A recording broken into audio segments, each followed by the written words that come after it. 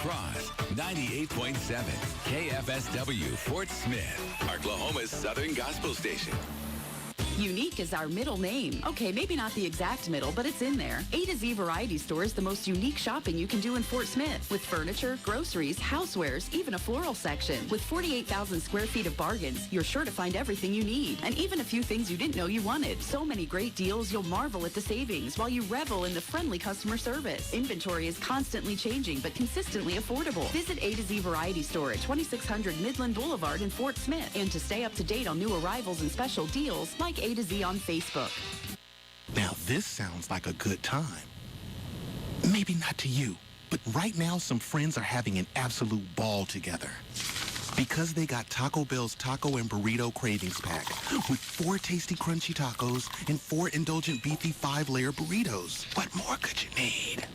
Okay, a little music wouldn't hurt. Get it for the friends that get it. Only at Taco Bell. At participating U.S. locations for a limited time. Prices may vary and be higher for delivery. Tax extra.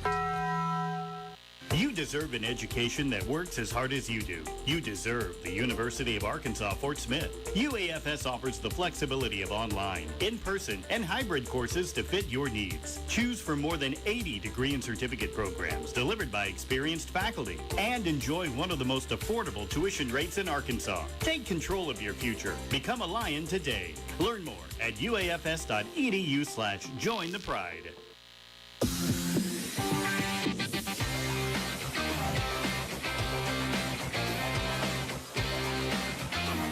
Welcome to the Northside Grizzly Coaches Show. Now, here's Buzz with Coach Mike Fleur. Hello, everyone, and a very pleasant good evening to you as we welcome you inside Sam's Southern Eatery for the Mike Fleur Coaches Show. Coach, we're not even to the second game yet. It's been 22 days since we've had contact. That was Southside. It's been a journey, but right now the Grizzlies are undefeated. Yeah, it's talking with our kids yesterday, it's just so never dealt with anything like this before. And, you start off and you prepare every day for your first game and you get excited and you play and you win. And, you have an open week, which was good because we're getting ready to play Greenwood. Gives us a couple extra days to correct the things that we did wrong the first week and to get ready to go play a good Greenwood team. And then series of things start happening. A coach gets sick, then a player gets sick, and then a couple other coaches. And then on Sunday at 5, we're meeting the 4 of us that are still standing, getting ready for Greenwood, and get a call at about 5 o'clock that, we're not going to get to play. And then Greenwood calls Harbor, who happened to be open that Friday, who's supposed to play us this Friday, and kind of says, hey, there's no guarantee they're going to be able to play you. Let's play. And so then we lose 2 games. And so you're sitting there looking at going, oh, my gosh, it's going to be almost a month before we play again. And luckily we got on the phone and started looking, and more same thing happened to them, and they called and set up this game. So here we go. We're going to finally get to play again. Well, Coach, that was one of my questions, was really how that process took place. Once we played Southside, and even you and I talked about before the game, we're just glad we're getting to that point because it was touch and go all summer, whether or not we were really going to have a season. Southside being the first game of the season, since everything has changed now, they're not in our conference anymore. That was a game that I think we all decided, hey, we're going to get one. That's the one that we'd like to have. Yeah, I mean, they're your rival. It doesn't matter if it's game 1 or game 10. And after playing it, it was different. Playing it the very first ball game, maybe not quite the build-up that you normally have, but I was proud of our kids. Southside came out and played really hard, and was really excited with to play us. And we didn't particularly start off that well in the first quarter. Defensively, we missed a couple tackles. They got big plays, ended up scoring. Could have easily scored twice. But then offensively, we kept moving the ball. We shot ourselves in the foot the first drive with a penalty, and then started scoring. And the second half played really, really good. So I was proud of our kids. 35-7. We took most of our guys out with about 10 minutes to go in the game. So it was a big win for us, 5 years in a row. Played them in the JV game Monday night, beat them again. So we've not lost to Southside in 5 years in anything, and that's kind of our goal, and we don't want it to change. So we have to keep working and doing doing what we have to do to keep that intact. 35-7 was the final score. Coach, you mentioned that they really came out. They played hard. Defense did a great job holding at the 1 yard line to start with. Then they were able to punch one in, and then the Grizzlies got going after that. After the game, overall assessment of what you saw. We were pleased as coaches. I mean, obviously we weren't pleased with the way it started. I mean, you could tell that first time live tackling the whole ball game, we missed some tackles that gave them some big plays. Offensively, we did some things that were really good. We're just a little bit off on a couple of things, but overall, I think all our coaches were happy with the effort. I don't think our kids got really emotionally high like they normally do for this game. I felt like we were kind of flat in the beginning, but part of that may be, you hear all summer long, you're supposed to beat them, and you don't get yourself ready to play like you should. But and that's not taking anything away because Southside played a great first quarter, first half. And but overall, we were proud. I mean, you hate what's happened because you wanted to take what happened that night, go that next week and make those corrections, and then go down to Greenwood and play. But so it's almost worse than starting over because for 2 weeks we only practiced 4 days. Right. Because they the first week we were off and we were going to go Tuesday, Wednesday, Thursday. Well, then we got put out of school, the whole school on that Tuesday, so we didn't practice. We're going to practice Wednesday, Thursday, Friday. Well, Friday we started having those issues, so I didn't have practice Friday. Then the next week we're canceled Monday, Tuesday, Wednesday, and we got to practice a little bit with our offense and our defense Thursday and Friday. So it's really like a first game again for us.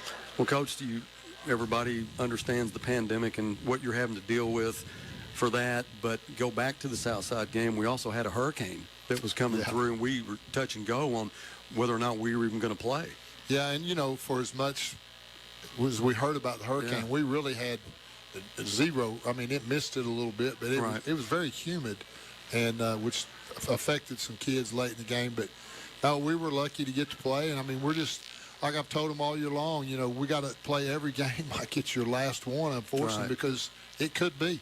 And they've done a good job with the first one. Right, and kind of keep the kids' mindset where it needs to be with everything that you're dealing with, and especially when you have Southside as an opener, not knowing for sure if you're going to be able to tee it up or not. How do you control that mind in, the day before the game or even game day? Well, it's tougher than it's ever been because of the situation we're in with school, where they have the option to stay home and do their work, come to school. We don't really see them except for that 2.5 hour time period for practice. So, all of our coaches do a great job of talking to their position groups about taking advantage of the opportunity to play, get better each day, and those things. And that's something that has worried me a little bit this week because some of our kids thought that when we canceled the Greenwood game that was it. Right. And so it was that, well, heck, we're not even going to play anymore. No, that's not what's happening. Calm down. So we just we got to get back on the field and play a football game. So overall, the Southside game, when you assess that, there were some things I know that you are very proud of, some things that you want to work on, but it was a very convincing win, 35-7, 35 unanswered points. How about Xavion Zephyrs, the X? Is that what you call him? X. The X. Scoop and score, Coach, 92 yards. It looked like he was going to need a little help from Jack Green getting into the end zone, but what was that all about? I mean, well, X, if you don't know him, he's not a very big guy, right? But he plays 5 times his normal size. He's a get after it little joker, and Sean, they were moving the football, right? 21-7, and they're moving the ball, and Sean Bishop, the quarterback, makes a little run, and he comes from his linebacker spot and puts a pretty good hit on him. Right. Ball pops out and takes one bounce right into X's hands, and there he goes, 92 yards, and that was a backbreaker for him. Yes, exactly. That was a drive. They looked like they were going to get in the red zone and possibly get some points out of it. And that happens. Game's over. You could just see it go the other way, and then we went down, scored again, and I think there was, like, if I remember right, 10 minutes, 14 seconds left, and we got Drayden and everybody out and got to play a lot of kids. That's going to wrap it up for this edition of the Mike Fleur Coaches Show. Thank you to Mix TV. Thank you to Zach Hightower. He is our producer. Darren Gerdner and John, who have all come in early. They get here about 4 o'clock and set up. We appreciate them. Thank you to all our listeners, our fans. We also want to say thank you to Harry Robinson, Pontiac Buick GMC for being the Coaches Show sponsor. Until next week, I'm Buzz Sawyer saying so long with Coach Mike Fleur, and as always, go Bears. Go Bears. Create the ultimate backyard experience with a pool or hot tub from Burton Pools and Spas. With over 45,000 pools built and 39 years in business, investing and spending quality time with your family has never been more relaxing. Burton Pools and Spas is with you every step of the way, selling the world's #1 hot tub. Hot Spring Spas, Viking fiberglass pools, and Doughboy above-ground pools. For all your grilling needs, they also carry the Big Green Egg. Visit them at 6121 South Zero Street or on the web at burtonpools.com.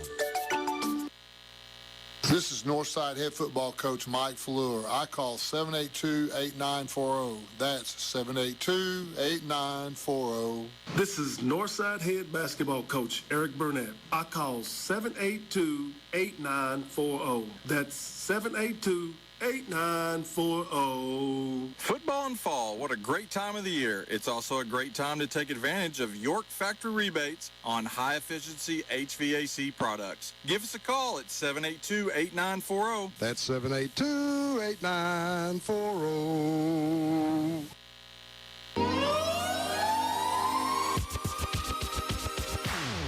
Coming up next, Grizzly Nation.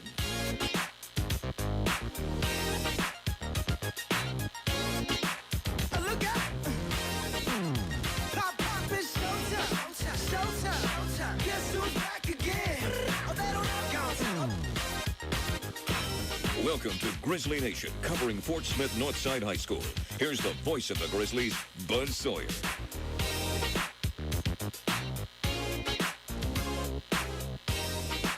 Hello, everyone, and welcome inside the Moore School Stadium in Moore, Oklahoma. It's the Grizzlies and the Lions tonight in a game that neither one had any idea that they'd be playing each other before this season started. But thanks to head coach Mike Fleur of the Grizzlies and Brad Hill, the Lion head coach, here we are. I am joined tonight by my longtime friend, Oklahoman legend, Tony Wilson. Tony, last minute, but you made it. Well, Buzz, I was actually really lucky to get here tonight. Thanks for having me. I appreciate it. Good to have you. And I'll tell you what, how this all started. You know, we didn't know a week ago that we were going to be here tonight. It just so happened that the coaches got it worked out where we were able to get this game played.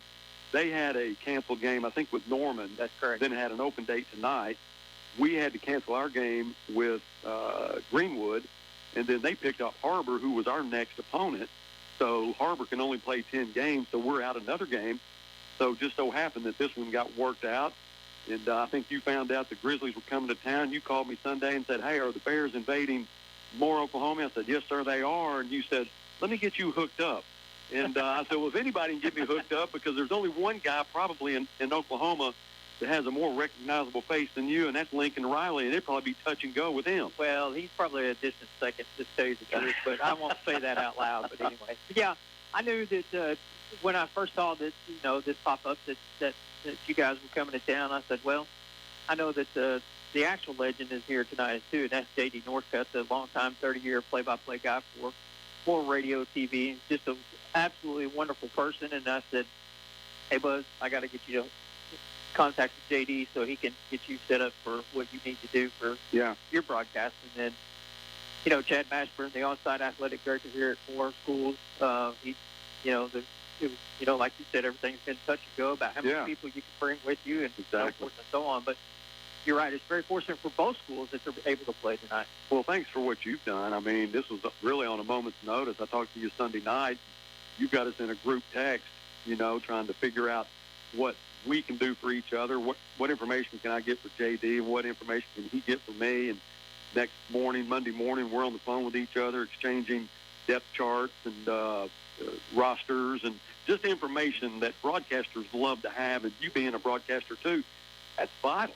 Well, it really is. And JD's the guy that, I was fortunate enough to be able to do the Class 3A state finals for the NFHS network. with JD last year, and watching his preparedness and ability to, have all the information that he has, I knew that it was vital for you, and I knew, just like you said, that your information for him would be as vital as well, because he's an overly prepared person. And I've been watching you work, and you're set up here tonight, and you're prepared with your group as well. Yep, we normally we're doing Grizzly TV. There's a restriction here, so we are not able to broadcast video-wise, but we are on the radio. We're picked up by Your View on Cox 22. That and Grizzly TV both tonight are broadcasting the audio only, and they have a panel up that'll show the scores. But normally it's Grizzly TV. We have a full press box with producers and guys that do what they do, and camera girls, and here we are tonight, just me and you. Don't leave the one out, the most important one. Who's that? The sideline reporter. Oh, Sarah? Sarah. Well, I tell you what, Sarah's not here. Yeah, I know it. Sarah and her husband, Dexter, do a great job on the sideline. If you ever watch Grizzly TV and see how they do, it's they're not just a married couple, but they're a team on the field, too. And hi, it's a joy. Tony says hi. But anyway, this is a really nice facility. And, we go to facilities all over Arkansas, and I always feel like Northside is way ahead when it comes to facilities and the way we treat the incoming broadcasters and teams and so forth. And this has been a real treat coming over here. We have not broadcast in Oklahoma as long as I can remember. So coming over here, seeing this facility, and this is called the Moore School Stadium, and I think that Moore, West Moore, and South Moore have shared this. Am I correct? You are correct. This is a multi-purpose facility, houses soccer. This is also where they have the large school state track meet each year here at Moore Stadium. As you can see plenty of people, and I tell you, when it comes to May, it's really crowded here. Oh, I bet. To watch the races, but it is 3-story press box, and beautiful press box. Here. Was this remodeled after a tornado? Is that? Well, they've had two of them. But the big one was the May 3rd. The EF5. 99. Yes, that was 99, and it damaged the school, primarily Moore at West Moore. Right. Than what it did here at Moore, but they went ahead, passed bond issues, renovated the entire facility. Well, I'm from Fort Smith, where I grew up, where I live now. With the Grizzlies, played football for the Grizzlies, and once I got into business, we started doing some business in Oklahoma.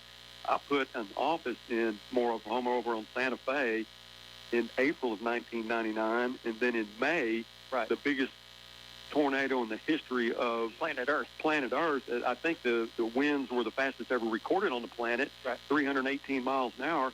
Happened a month after I put an office in here, and I said, I'm going to go back to Arkansas, brother. This is not where I want to be. Well, a lot of people, it's not a joking or kidding manner about, when you start talking about tornadoes, because, the people here in Moore, just through the absolute devastation that they've been through and what they've been through, not only once, but twice with 2 EF5s, which are the rarest of the rare. I mean, and the path is eerily similar. They're within a mile of one another. Yeah. And you're talking about something that's 2.7 miles wide at 318 miles an hour coming at you. It's not fun. No, it's not. I mean, I remember coming over a couple days after that happened and seeing the destruction was breathtaking. And you're talking about houses that don't even have foundations anymore, streets that don't have concrete anymore. I mean, it was amazing. You can see that stuff on television all you want to, Buzz, but until you're actually at ground zero, it has a whole new meaning for it.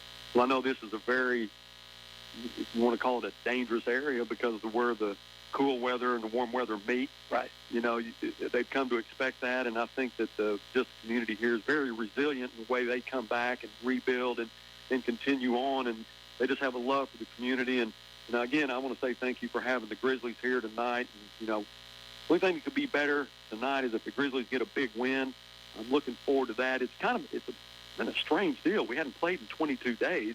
It's a long time. It's a long time, and then they didn't get any snaps really this summer to get ready for that. We've got a lot of talent on the Grizzly team. There are a few that aren't going to be here tonight. Thyme Prosise, who's probably the fastest guy in Arkansas, is a legitimate 4.3 guy. Broke his collarbone, so I'm pretty sure he's out for the season, which you hate that. Got a lot of good receivers, though, that are coming in to back him up. We got Dre Norwood, who's the cousin of Trey Norwood, who's an OU Sooner. I'm sure you've seen him play. And I think Trey may be here tonight. If he does, I'd love to get him up here to do an interview with him. You'd love meeting him. He's a great kid and just an awesome athlete. Well, I bet he'll be here tonight then. I think Sooners he will are off, so I bet he will be. I think you're right. So hopefully he shows up and we get a chance to talk to him. And I'd like to see Dre have a big night tonight. He's a tremendous athlete that has committed to the Texas A&M. And we want him to go to Arkansas, and I know you guys would like to have had him at OU, but he's going to go to A&M, and he's really looking forward to it. I tell you, that's a phenomenal place down there. I've seen a few college football games around the country, and A&M probably the second best I've seen. I've never been there, but I've heard man, some really. You have to go. Yeah, I have a friend that's an A&M alumni that goes down 2 or 3 games a year, and he was telling me about Johnny Manziel long before, when Johnny Manziel was in high school, and they knew they were going to get him. He said, this is going to be a Heisman Trophy winner, just wait and see. And I got to see Manziel play in person at Arkansas, and he was the real deal. Yep. No question. He was different. He just, that little 6 inches between his ears was his biggest problem. Still his biggest problem. Right. Well, we are He in showed up at pregame. Winstar to play blackjacket, so that was kind of fun. We're getting ready to have our national anthem, so we're going to have a moment of silence for that.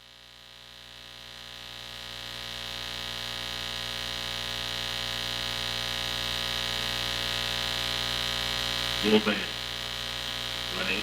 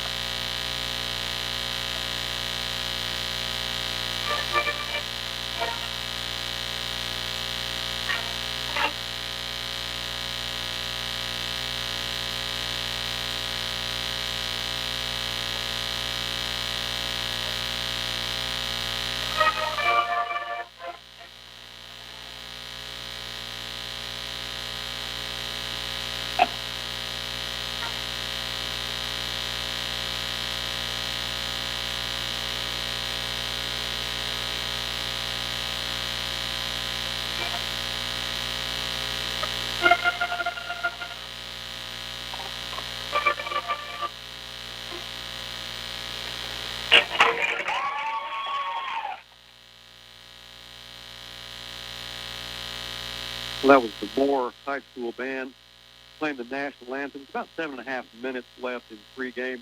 Our pregame is sponsored by Crabtree RV. They were founded in 1950. I think if you live in Fort Smith or the surrounding area, you know who Crabtree RV is. They've been in business for 70 years. They're family-owned and operated. Anything you need that pertains to your RV, give Crabtree a holler. Check them out at crabtreerv.com. Tony, I'm ready for some football. Yeah, that's, Buzz, here in Oklahoma, unlike Arkansas, you have 7 classes. Here in Oklahoma, you have 6 6As, your largest group. There's 2 divisions of 6A, 6A1, 6A2, and Moore falls in that 6A1 category. And through their school's history, they've yet to have a state football state championship team. Last year, they were defeated by Jinx, who was runner-up to Owasso, which are 2. If you talk about Oklahoma football, those are the 2 names that you're going to hear first, Exactly. foremost prominent. Well, you were talking about Bixby to me a couple of days ago. They're a strong program, too. They are. They What are conference 6A2. 6A? Yes, they're 6A2 also. What happened was you had such a diversion, a difference in enrollment between these schools, is that the OSSAA, which is the governing body for Oklahoma sports, said, let's create another division so these guys that, out of the 32 teams, the bottom 16 enrollment will have an opportunity to compete with the Owasso and Broken Arrows, because what's happened, you alluded to earlier, that Moore has 3 high schools, and that happened in 1988 with the first split, which brought Westmore into the picture. In 2008 is when Southmore was started. So that's kind of what happens over here is the West Side predominantly in 6A, they just really can't compete with those Bixby's, the Jinx, the Unions, and Broken Arrows, because they have never split. They just still remain as one high school. Well, last year, Moore was a pretty solid football team. I know they had a running back. From what I understood, I think he rushed for 2,000. He did. Had 1,000 receiving yards. He did. They had a quarterback that signed with Kansas. Is that correct? Yes, he did, and he's already playing. Well, that free year of eligibility helps to get people snapped. Yeah, I understand that. Well, they've had some good athletes come through here. This year, they're 1-1. I think they won their opener against Edmond, 33-13. They lost to Westmore, 30-14. And the game with Norman was canceled. Yeah, So, that was supposed to have been on the 11th of September, that Right. game. And, they did beat Edmond Memorial, which they also have 3 schools as well. Right. Beat them in the first week. So I guess Westmore, is that one of the better teams in the conference? Or is Yes. it, okay. They are. Westmore, I mean, it really bounces between West and Sophomore. Yeah. You know, that Kendall Thompson was at Sophomore. You know, Right. Yeah. Was at OU, and Yeah. he's bounced around a little bit everywhere. So he's probably one of the top guys that's come out of there as the SaberCats. But Moore really had a prominent dominance in the mid-'90s. They were state title contenders quite a bit, but just never could capture that gold ball. Well, it's a pretty unique situation over here where they all share fields. We're not used to that in Arkansas. Everybody has their own field. We're in the 7A, which is the top conference. You got 2 divisions, 7A West and 7A Central. We're in the Central. Southside, who's in the same town we are, that's our crosstown rival, just got moved to the 7A West. So they're not even in our conference anymore. We had to play them first this year instead of last. On a 5-game winning streak, and as Coach Fleur mentioned in the pregame show, or the coaching show, that we haven't lost to them, JV or varsity, in 5 years. That's pretty remarkable. It is, because they were on an 11-year run. Is that why you're smiling? Oh, I love it. I love it. I can't get enough of winning that game. Trust me.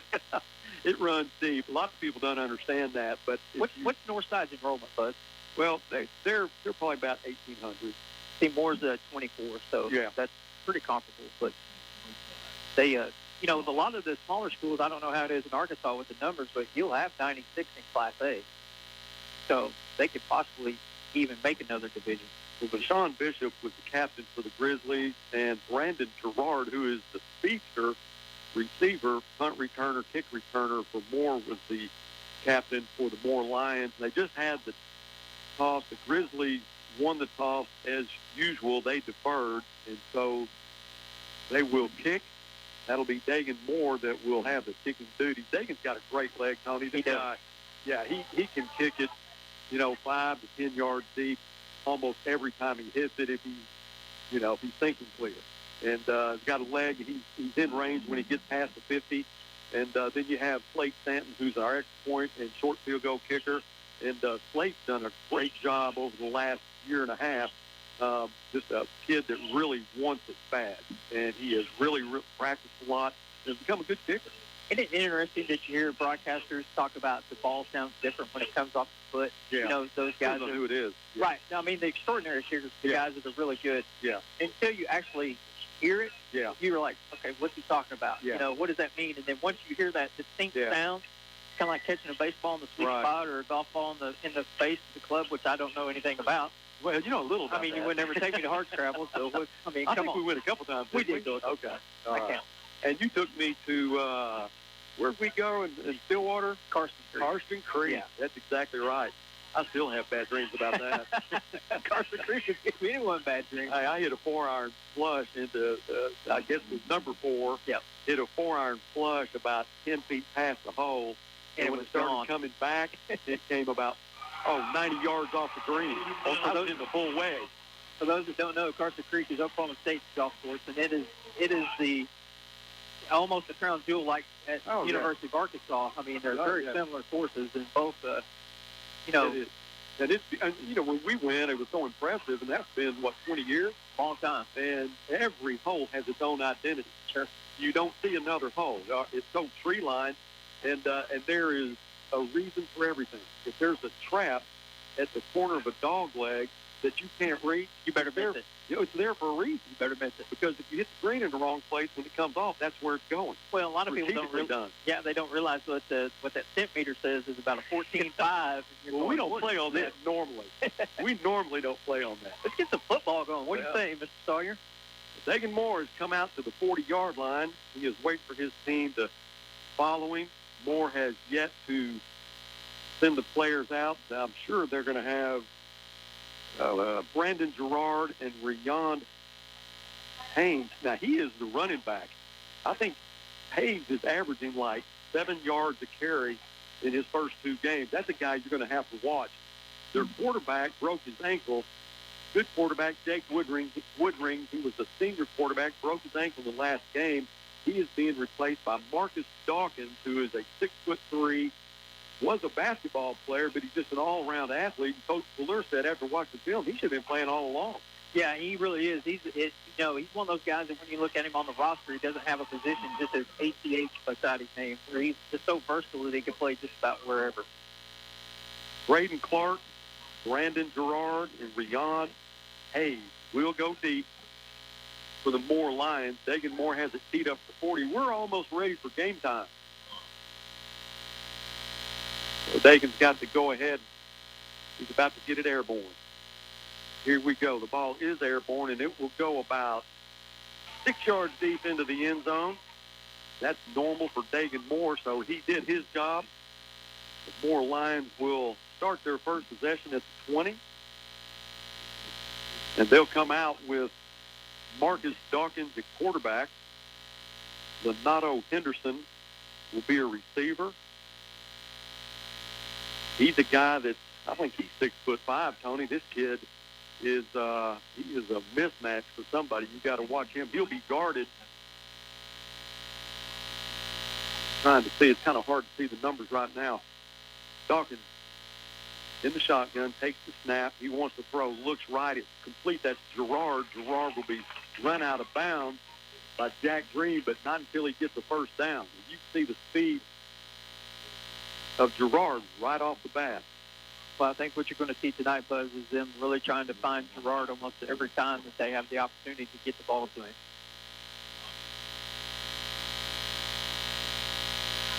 Now they'll send Henderson wide to the right side. That's the short side of the field. He's the tall receiver. You really have to keep an eye on. Dawkins gets the handoff. Now he'll throw it left side, complete at the 35, taken out of bounds at the 39-yard line. That was complete to Wyatt Stahl. Duck Relaford was there to run him out of bounds. Pick up at 6. It'll bring up now 2nd down and 4.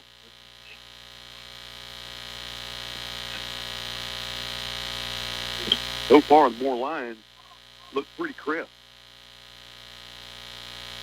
Dawkins in the shotgun. And he'll take the snap, hands off to Hayes. Hayes up the middle. He's got some room. He's still on his feet over midfield to the 45-yard line before he's tripped up. Be another first down for the Moore Lions. Referee places the ball at the 47-yard line at the Grizzlies. Quick strike by Hayes. Said earlier he averages 7 yards a carry. That's a lot. That is a lot. Just starting the first quarter, if you're joining this, 0-0 score. Dawkins in the gun again. Gets the snap. Fakes the handoff. Looks right side. Pass is overthrown. Intended for Gerard. Had Gerard made that catch, he looked like he had a little room. Not only that, but if that ball stays in the air about another second later, it's touchdown going the other direction. Got a pick 6 there. Incomplete pass brings up a 2nd down and 10.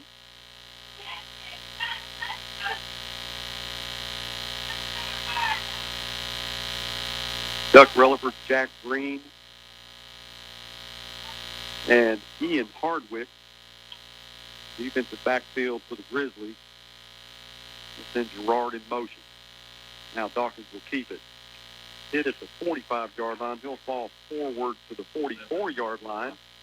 That's going to bring up a 3rd down now. It'll be a 3rd and 7 after a pickup of 3. Brock Jackson did a good job right there, Buzz, of staying home and doing his responsibility and make sure that the quarterback didn't get away from him, set up the 3rd down for the Bears defense. Big down for the Bears. 3rd and 7. Stahl and Gerard go wide right. One back in the backfield. That is Hayes. Now Dawkins rolls right, being pressured. Flip the tackle. He will not get the first down. He was being chased heavily by Demarius Davis. Davis slowed him up a little bit. Then you had a couple of Grizzlies. Noah Altman come in to help make the tackle. That's going to bring up a 4th down. It's at the 41-yard line. And it looks like they will bring in the punting unit. Kind of surprised by this, actually. I am a little surprised, too. Let's see if they're looking to the sideline. The Grizzlies will send Looks like Avante Tucker back to his own 10. Well, they're not lined up in a punt formation yet. The referee, there's going to be a timeout on the field. There's some confusion there, and I think Coach Fleur wants to talk about it. Looked like we're going to line up in a wildcat. Yeah, it almost looked like a formation where it's kind of like a quick kick, if you will. That's what I was thinking, too. It's 4th down and 4. The ball is the 41-yard line of the Grizzlies.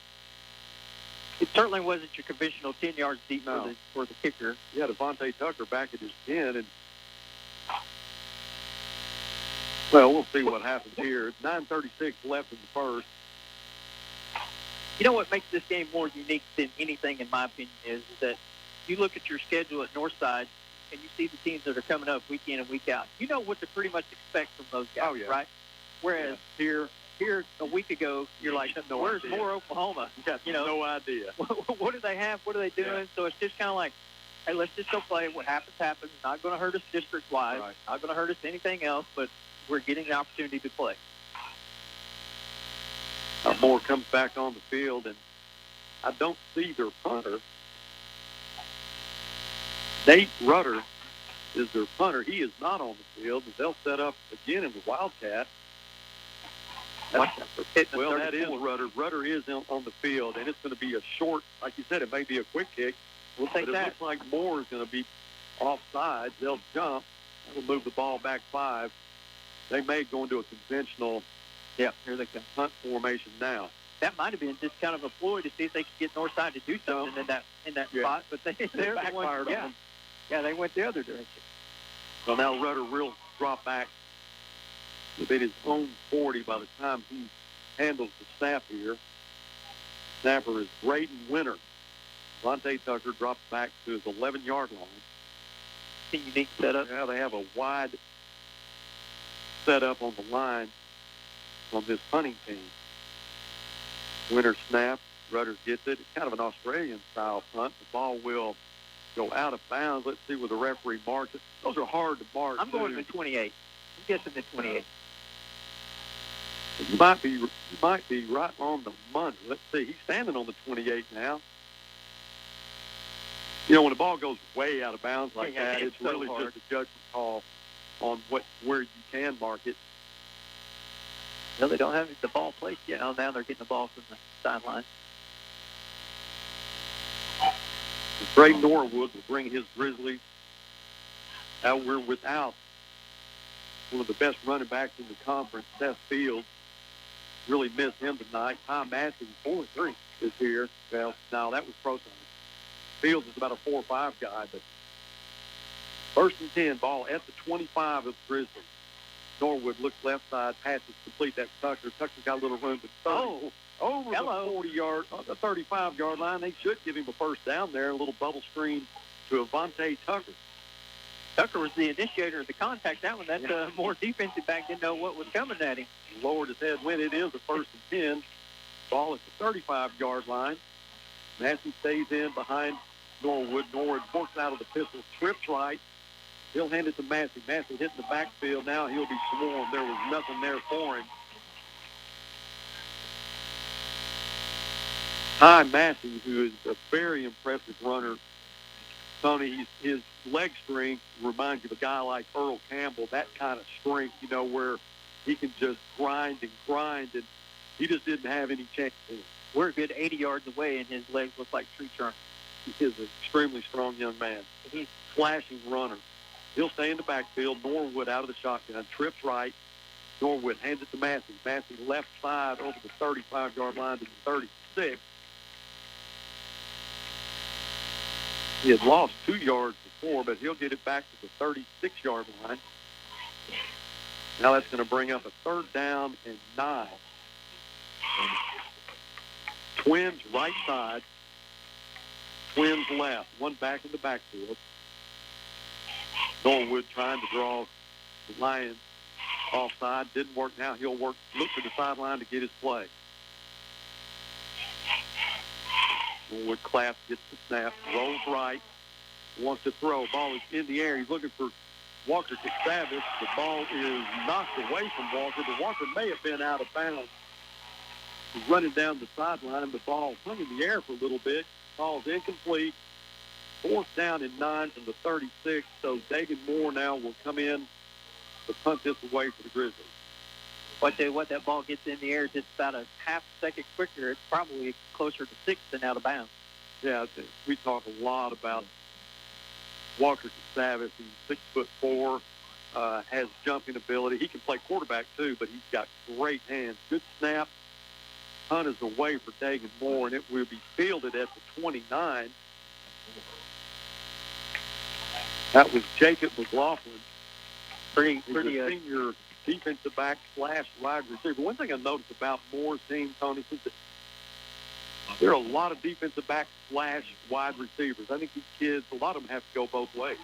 They do, and a lot of times, especially again when your school split like this, you lose a lot of your athletes, so they just know that they're expected to play both sides of the football. 1st and 10 for the Moore Lions. 7:49 left in the first. 0-0 is our score. Dawkins is your quarterback. 6'3". He is a junior. Took the place of Woodring. He'll pitch it left side. That's Hayes. Hayes looking for some room. Can't get it. Good contained by the Grizzlies to keep him to just 5 yards, maybe 6. So a lot of red shirts in front of him there, Tony, trying to give him some. Yeah, they lined up in an extremely strong side formation there with that toss coming to their left, and picked up 7. 2nd and 3 from the 37-yard line. Dawkins goes under center. Similar formation the other way. He'll get the snap, hand it off to Hayes. He was hit at the line of scrimmage, kind of bounced off the tackle and stayed on his feet. Finally taken down by Jack Green, but I think his forward progress was stopped before he could get a first down. Let's see where they mark it. It is. The ball will be at the 39. It will be a 3rd and 1. 3rd and 1 for the Moore Lions. 6:45 left in the first. Dawkins will go back in the shotgun. One receiver to the left side of the field. Now they'll send Gerard in motion. He'll get the snap, hands off up the middle, across the 40 to the 45 to the 46. Finally brought down by Deshaun Bishop. In those situations like that, Buzz, where you basically the jet sweep coming across, you got to really pay attention to it and get that linebacker isolated. Yeah, that was Keandre Pittman. He's a sophomore running back. Having listed at 6 foot 245, 1st and 10. Now for the Moore Lions. Dawkins out of the gun. He'll fake the handoff. Looks right side. Wants Gerard, but smartly throws it away. I'm going to tell you, he's going to get one of those that he's not going to throw away here in a second. Yeah, Grizzlies, good coverage there. Had Ian Hardwick on that side. You had Poon Savoy is starting tonight. He is a sophomore cornerback, a lot of talent. He's got a lot of sophomores that are getting some playing time for the Grizzlies. Really bright future for these kids.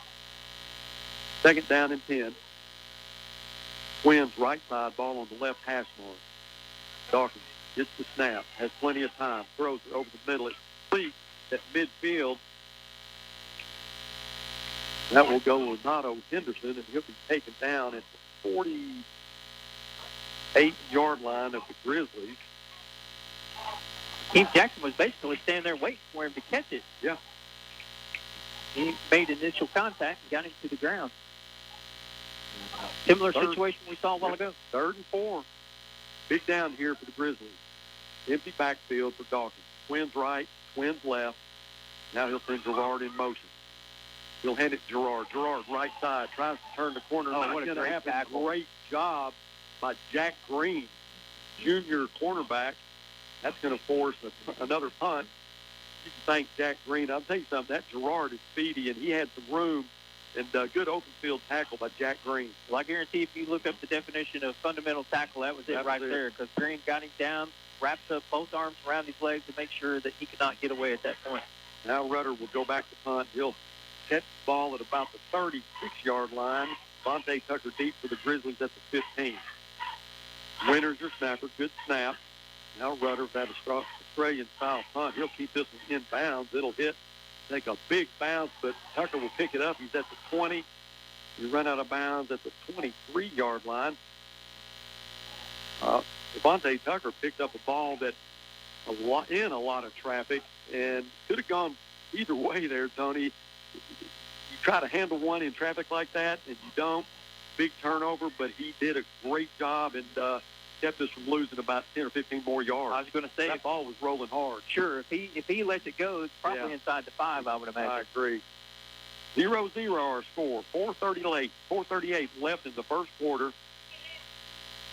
Norwood now will send Walker in motion. Look to the left side. Ball is dropped. That was intended for Vontae Tucker. Tucker was wide left, and he sent Walker Casavis in motion to that side.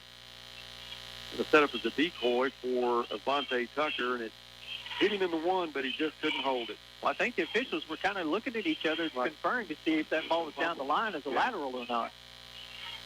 It's still a Grizzlies ball. Second down and 10. That was the first play from scrimmage they ran to open their first series, Buzz, is that same formation right there. Got a first down right off the bat. Trips right side. Massey in the backfield. The give is to Massey. Over the 25 to the 26-yard line. I'm sorry, that's Sunquist Church. I guarantee if Church can make just the slightest left turn right there, then it is broad daylight. And Sunquist Church will make that turn. This kid is unbelievable. He didn't play last year. I could hear it through the headset, through the coaches next door to us. It's just, turn it up. And that's exactly what I was screaming to myself because it was daylight.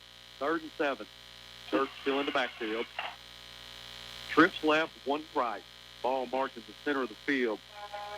Norwood tries to draw the lines offside. They are. That's what they're going to call. Let's see, is there any laundry on the ground? Yep, far side. See it? Far side, yep, offside. They should move them 5. That will bring up a 3rd and 2 with 3:56 left. Now Church goes out and Massey comes back in. Sunquist Church is a junior. As a junior high kid, he was unreal. Didn't play football last year, played basketball. And he was Coach Curry, the defensive coordinator, said, I don't know what Bo Jackson looked like when he was in high school, but I would imagine he looked like this. Hand off to Massey. Massey will not get to the 30. That was a 3rd and 2, so will be denied. And that's rare that you don't see Tom Massey get a couple yards, but it will be a 4th down. Well, I tell you what, that fake dive right there to Massey and just let him keep it on the boot. Either way. Yeah, Norwood has been known to pull one out and go. Yeah, kind of make it up as you go. Yeah. Sometimes that's not terribly bad. Dagan Norwood in the punt for the Grizzlies. Still 0-0, 3:20 left in the first. Gerard deep, good snap. Kick is on its way. Nice, tabletop spiral. Drives Gerard all the way back to the 25. He drops it, but it will be retained by the Moore Lions. And if it wasn't for Brandon Sanders, that would be the Grizzlies' ball. But just a great punt by Dagan Moore, a tabletop spiral. And I'm going to tell you right now, Buzz, we're on the 3rd story here at Moore Field. That's what Dagan's capable of. That's one that'll get you noticed from coaches is the next level of football. Beautiful punt. Dawkins will bring Moore Lions back on the field. This has been like a heavyweight prize fight. Sure has. Been fun these first few minutes. Empty backfield, trips right, twins left. Dawkins will send Gerard in motion. Now Dawkins keeps, but he'll run into traffic. Stays on his feet, but he'll get swarmed by the Grizzlies. Nice job. Demarius Davis finally comes in and finishes it off. That'll be a loss of 2. 2nd down and 12, 2:55 left in the first. 0-0. Not a true threat yet. Almost looked like Dawkins was going to try to pitch it out to Gerard there for a second, but he thought better of it when there was 4 Grizzlies Bears around him. Yeah, he's trying to get him. Then he probably thought he should have pitched after he got hit. 2nd down and 12. This is like a continuous clock game here, Buzz. I mean, it's been back and forth with the punts and possession changes. Denver Wolf now will be your quarterback. Timeout. Moore Lions will take a timeout.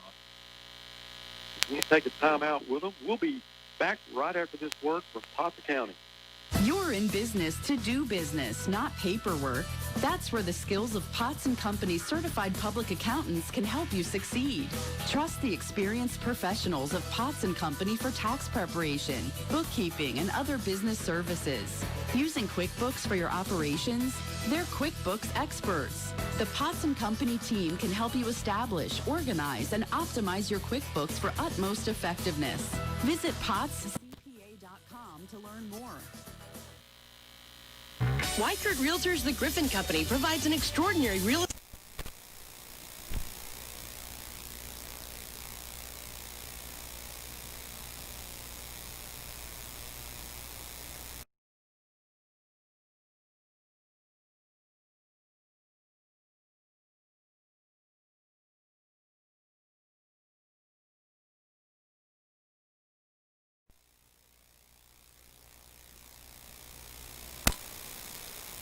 Welcome back to the Moore School Stadium. It is 0-0 as the Grizzlies come out on defense now. The ball at the 25-yard line, second down and 12.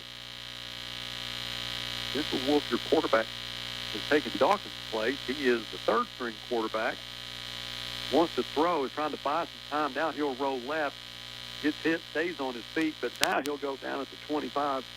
Just gets back to his line of scrimmage.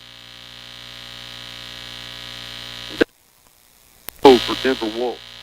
No, he was running around like a man looking for his life. Sophomore quarterback, and I think when the season started, he probably didn't have any idea that he was going to get some playing time. But when Woodring broke his ankle, then now he becomes the second-string quarterback and is getting some playing time, and he'll stay in the game. Works out of the shotgun. Gets the snap, wants to throw. Oh. Hit, ball all goes down, and the ball is on the ground. Got it. Let's see if the Grizzlies get it. We'll see what the referees have to say. Big pile. They'll unpack them, and I think it's going to still be Moore's ball, but that's going to bring up a fourth down and 12. Or now it's going to be longer than that. It's going to be a fourth down and 19. So Rudder will come in to punt, and Vontae Tucker will be at his own 48-yard line to receive this punt. So the Grizzlies should have really good field position after this punt. Good job by the defensive line of the Grizzlies. Good snap. Rudder gets the punt away. Oh, he hits a tabletop spiral just like Dagan Moore did. Ball hits at the 40-yard line. It'll bounce to the 34-yard line. Nice punt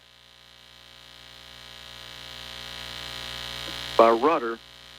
Yeah, you see those rugby-style kickers, Australian style, and usually they don't hit spirals, just an end-over-end. Right. But that actually had a real nice tight spiral to it.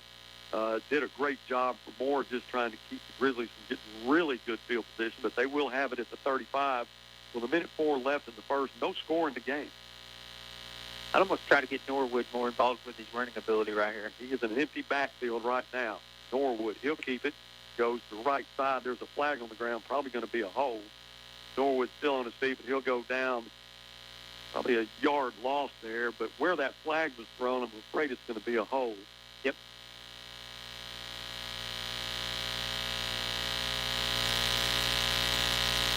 We've had to disconnect our crowd mic. We were having some interference. So if it sounds like we're in a room all by ourselves, we are.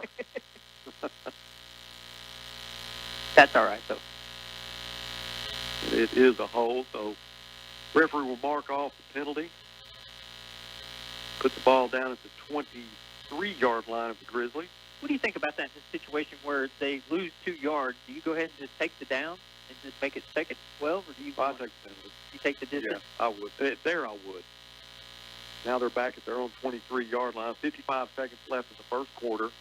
Massey in the backfield. Norwood works out of the pistol. Rolls left. Feels the pressure. Now goes back right. Looking for a receiver. Oh. It's not there. Just a little overthrown. Intended for Maury Smith, sophomore wide receiver. He was open. Just overthrew him. Originally, Dre rolled left, saw the heat kind of coming back right. Maury got open, but just overthrew him. I almost thought that he was going to go to Massey there, but almost looked like they were trying to set up a screen. Second down, 22. Grizzlies look to the sideline. I think Coach Kendrick, the offensive coordinator, is in the press box next to us, and he will radio down to probably Coach Bracken for the play. Now Norwood rolls left. Needs to get rid of it. Does. The ball is thrown into the ground, incomplete. Now to bring up a third down and 22. Had a great interview last night with Coach Kendrick. He is first-year offensive coordinator for the Grizzlies. Had a really storied past. Started with Coach Malzahn, then with Rick Jones at Greenwood. Ended up being a head coach at Charleston. Then went to Alma as the offensive coordinator. We had our assistant head coach got the head coaching job at Alma last year, so Kendrick came to us. And so we have really enjoyed having him. He's changed this offense quite a bit. Empty set for Dre. Dre with the snap. Keeps it up the middle. Has some room. Makes the move at the 35 to the 36-yard line where he'll be upended. That'll bring up a fourth down for the Grizzlies.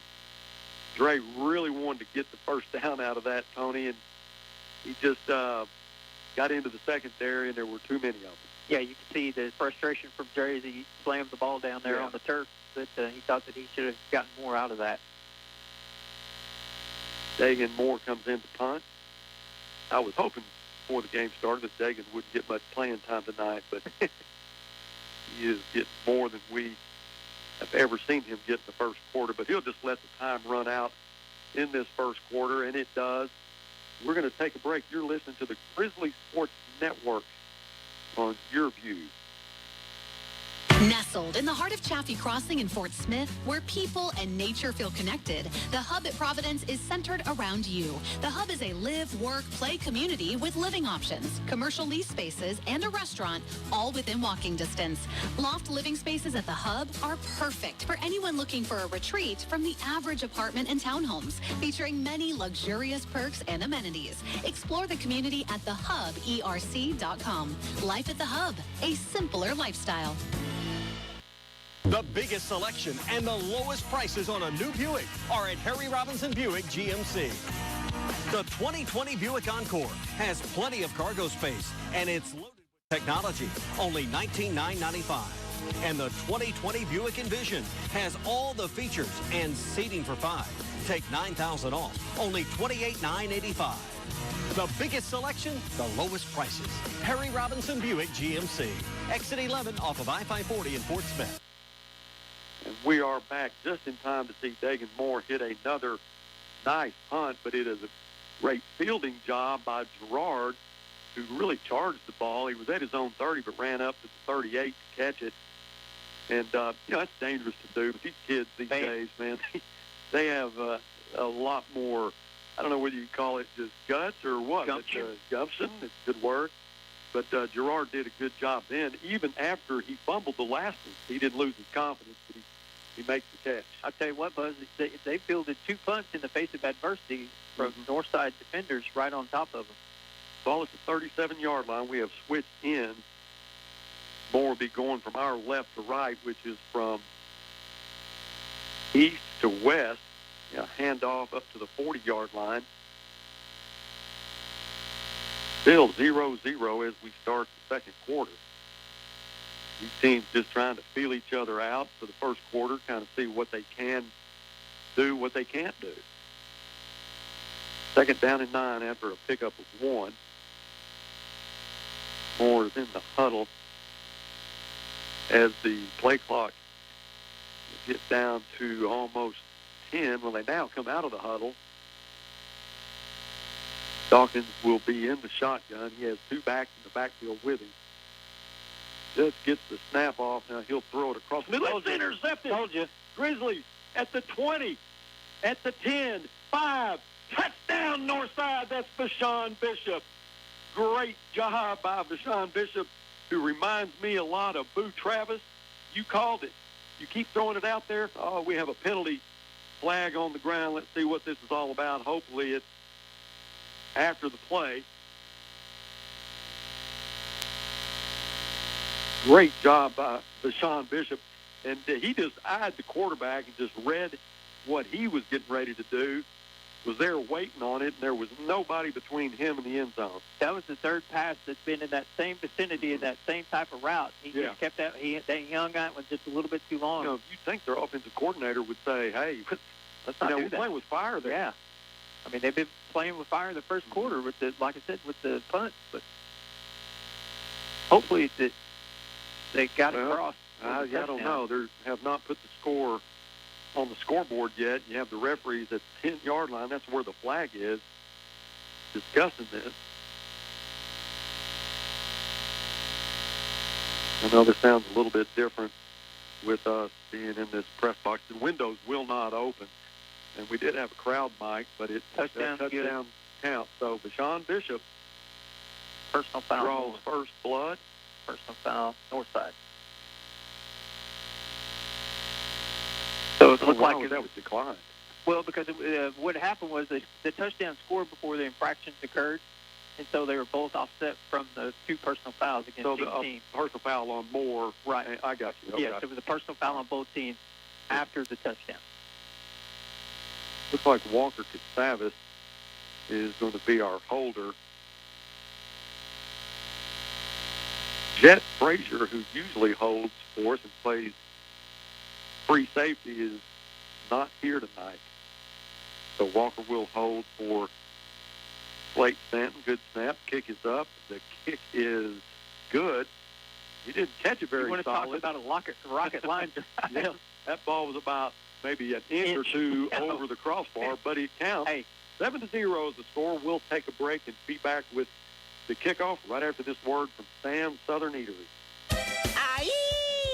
You're going to love you some Sam's Southern Eatery on Grand Avenue. Home of the famous jumbo shrimp and more seafood than you can shake a shrimp basket at. Fried or grilled, they have it all. They always do it right with Sam's homemade po' boys, chicken, burgers, and salads. And don't you forget their delicious fried pies. Their crispy catfish baskets definitely have their own bragging rights, too. Be sure to stop by for the live taping of the Mike Fleur Coaches Show on Thursday evenings at 6 o'clock and cheer on the Northside Grizzlies. Aye!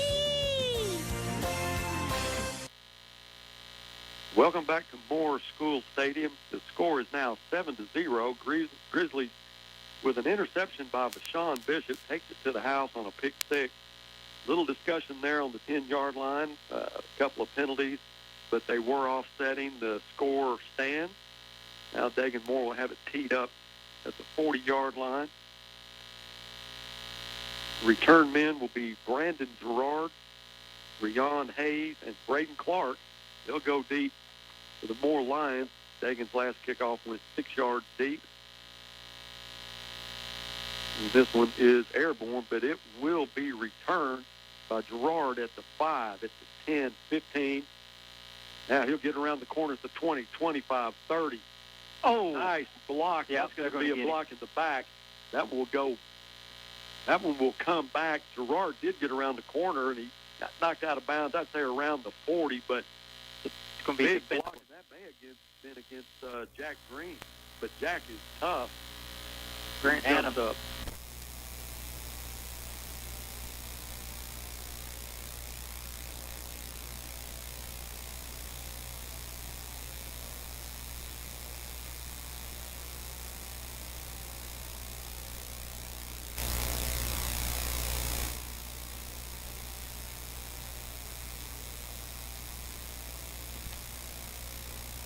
You know, they tried to get a couple of passes to him, overthrew him twice. But, boy, it'd be nice if you just get that kick in the end zone to try to avoid what just happened. But thank you for the penalty. It almost looked like Buzz, it was by design, but he didn't take a very long run at the ball. It was just kind of a few short steps and just kind of popped it. Yeah. Not necessarily pooch kicked it, but just tried to get it in that coffin corner over there. Yeah, I don't think there's any wind going across field. Yeah, he's got the leg to kick in the end zone, and I know that every chance he gets, he'd like to do that. 1st and 10 from the 25. Dawkins, your quarterback, hands off that.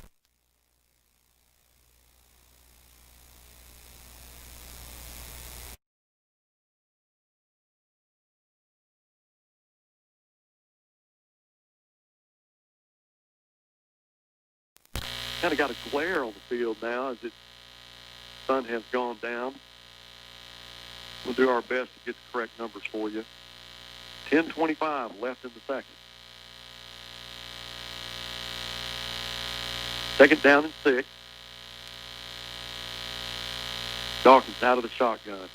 Twins right side, one to the left. Dawkins. That's going to be by Kelton Barnes. He's a senior outside linebacker. Nice job by Barnes to make the tackle.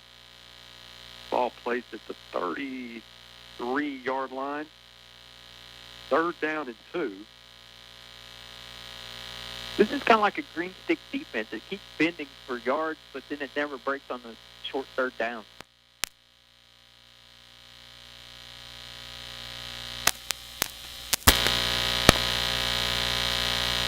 Watch that toss out to the left. Oh, now they're going to have a timeout. Official timeout.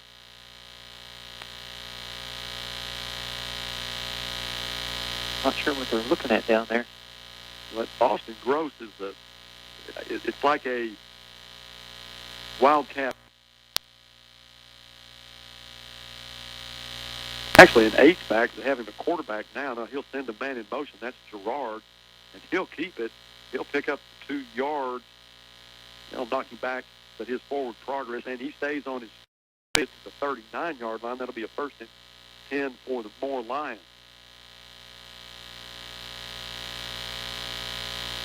You know, the one thing that Moore does is they really utilize all their players. They've been playing a lot of different positions. And talking about Dawkins, the quarterback, he really is a basketball player, but they said he's just such a good athlete that they've got him as the starting quarterback. And Coach Fleur, like I said earlier, said after watching film, man, he should have been that guy all along. Out of the shotgun, Dawkins throws it over the middle to Gerard.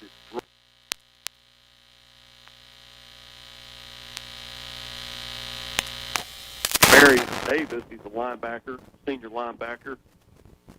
Might have had a little shot at it, but it drops incomplete. Second down and 10. Looks like Coleman Lofton had to come off the field. His helmet came off.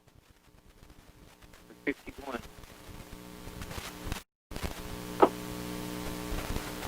Dawkins out of the gun. Twins right side, one to the left. Tries to draw the Grizzlies offside. Now looks to the sideline. They'll change the play. Dawkins gets the snap, hands it off. Hayes over the 40 to the 42-yard line. He'll pick up 3. That should bring up a 3rd down and 7. They're going to say 3rd down and 8.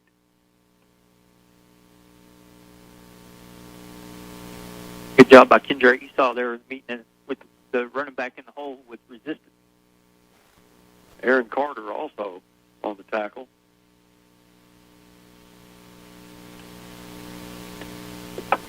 Third and 8. 8:27 left in the second quarter. Bears up 7-0 after a pick 6 by Sean Bishop. Dawkins looks left side, complete Gerard. Gerard on a bubble screen, makes the move. He gets away. Midfield, 40. Taken out of bounds right at the 40-yard line of the Grizzlies. Doesn't take much for him to get free. Well, I tell you what also freed him up is the Grizzly defender slipped and fell when he was trying to make a move to get to Gerard, and that propelled him ahead for another 15 or so yards. Yeah, you give him just a little bit. That kid, I don't know what his 40 time is, but all J.D. would say is he's fast. J.D. is the play-by-play for, he's been that for 30 years for Moore. Now handoff to Gerard, right side. He gets free again up the middle to the 21-yard line. I think a good description for Gerard would be jitterbug. Because he goes left, goes right, goes left, goes right, just whichever direction he sees. He's only 5'10", 160. But he's fast. But he is extremely fast. 1st and 10 at the 22-yard line of the Grizzlies. Best drive of the night so far. And there'll be a timeout. Moore will talk about it. Grizzlies will talk about it. It is 7-0. The Lions are moving the football. We'll take a break and be back right after this word from Sawyers.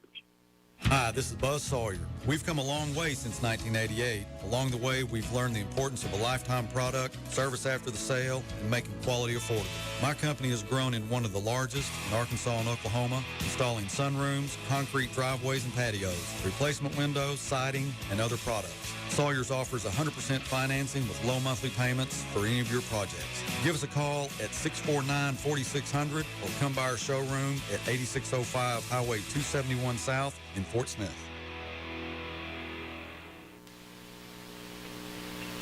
Welcome back to Grizzly football. It's 7-0, but the Lions are driving right now. The ball is at the 22-yard line of the Grizzlies.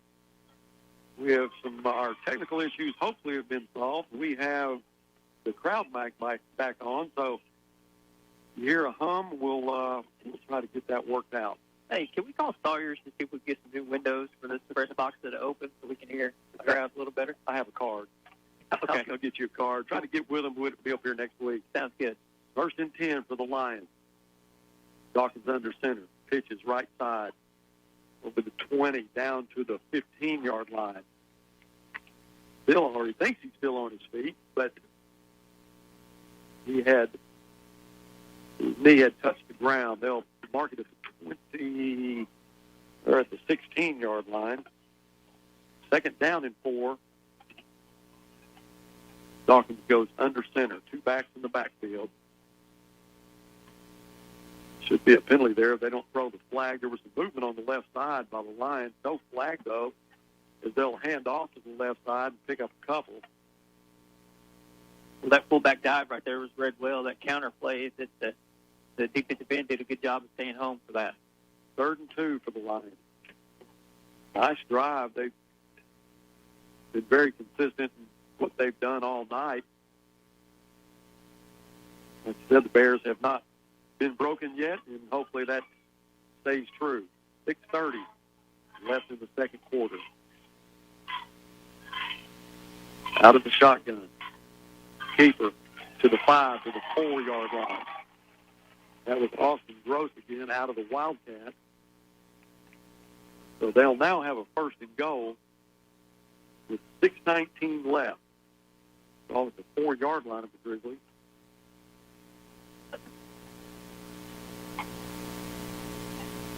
They'll keep Austin Gross in the Wildcat position. They'll have one to the left side, and they'll send Gerard in motion. Now hand up left side. That's an easy touchdown. That was DeAndre Pittman, the sophomore running back. Went off the left side. There was nobody there. He got into the end zone easily. Big young man, 6 foot 245. He's a load. So the Lions get it into the end zone, and an extra point will tie this up with 6 minutes left in the first half.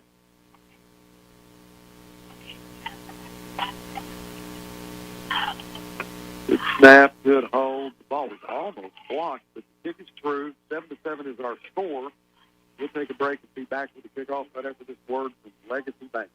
Some banks can make you feel like a number because they're part of a bigger system that doesn't really include you, just your money. At Legacy National Bank, we're people you know, folks who will take the time to get to know you personally and your financial goals. We are committed to our region and you, our customers, because we live here and work here just like you. Your legacy starts here at Legacy National Bank. 7-7 is our score. Nice drive by the Moore Lions. Just kept digging and kept digging. You had a couple of big runs by Brandon Gerard, but, you know, the kickoff return got called back, but you could just see it coming. You know, you can see the momentum building. Hopefully at halftime we'll be able to get some stats for you. Kind of in a short crew. We were told that we could not broadcast Grizzly TV. I am here by myself. I was able to get some help from Tony. But most of our folks are not here tonight, so we are a skeleton crew. Kickoff goes to the left side. It is caught at the 10-yard line to the 20, to the 23-yard line. That's where the Grizzlies will start their offensive possession. I tell you what, everybody's probably just lucky to be playing football tonight, Buzz, and happy to be playing football regardless of the groups that they have. And you just really kind of hold your breath from day to day. And you're not real sure what's going to happen, how it's going to happen. But here we are, and like I said, we're just fortunate to be playing tonight. You know, two of the predominant powers in the smaller schools, Millwood and Clinton, were to play tonight, and they lost their game as well. That was going to be one of the games of the week. First and 10 from the 24. Norwood hands off to Sunquist Church, left side. Nothing there for Sunquist. In fact, he may have lost a yard. Let's see where they mark it. Well, I'm telling you, if they go out of that I still think that naked boot would just be unbelievable for Norwood if he's pulling out of the belly and go. Well, Fack and Avante Tucker right side. Walker to Savage split wide to the right. One back in the backfield, and that is Church. Norwood out of the pistol. Takes the handoff. Feels the pressure. Rolls right. Gets around the corner. He's hit, but he's still on his feet. He's at the 30, the 40. Ball's on the ground, but I think the Grizzlies will get it back. Right thing. He was hit from behind, but there was a Grizzly there that picked it up. Norwood gets something out of nothing. He was running for his life, 15 yards behind the line of scrimmage, was able to turn the corner and get a first down out of it. Was it Walker Casavis? Yes. Okay, Walker Casavis was there to get the fumble. Yeah, Thank you, Walker. Bounced right to him. First and 10 for the Grizzlies at the 46-yard line. I don't know if that's designed that way, but it worked out. Massey in the backfield. He'll get the call right side. Massey at the 40. Massey is on his way to 6 points. He's at the 10, 5, touchdown, Northside. What a great job.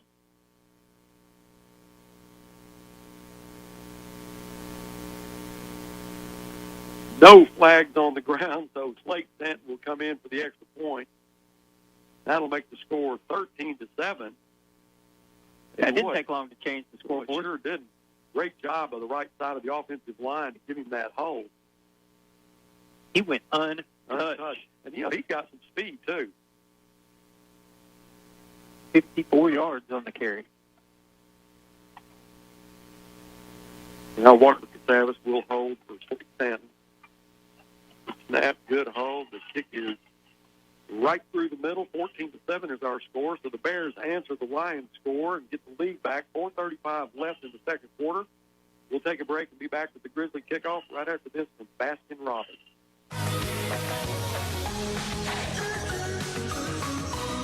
Baskin Robbins. More flavors, more fun. From single scoops to custom cakes for any occasion. Top that, Fort Smith. Try our fast and friendly folks at our drive-thru as well. Baskin Robbins, Phoenix Avenue. 54-yard run off the right side by Ty Massey. Give the Grizzlies the lead again. Broke one tackle, and once he broke that tackle, there was really nobody there. He just had a walk in the park really to the goal line. But Ty's got some speed. We talk about his lower body strength, but he just, man, he can turn those legs once he gets going. He is all you can do. It's all you can do to bring him down. I don't want in front of him. Thank you. I don't either. Let's see if this one gets in the end zone. Try to keep this one away from Gerard. So here's the kick by Dagan. There's going to be a flag. I saw that from here. That Northside was offside. And those are things that you really can't let happen. But could have been a good thing because Brandon Gerard caught the football and had bad intentions. I'd kick it to this side. I'd kick it to the press box side. Actually, right now, I just onside it. They're probably not expecting that. Coach Fleur's been known to do that. He'll fake some punts when he least expected. I watched him do it against Southside. In a crucial time in the game, we didn't have the lead.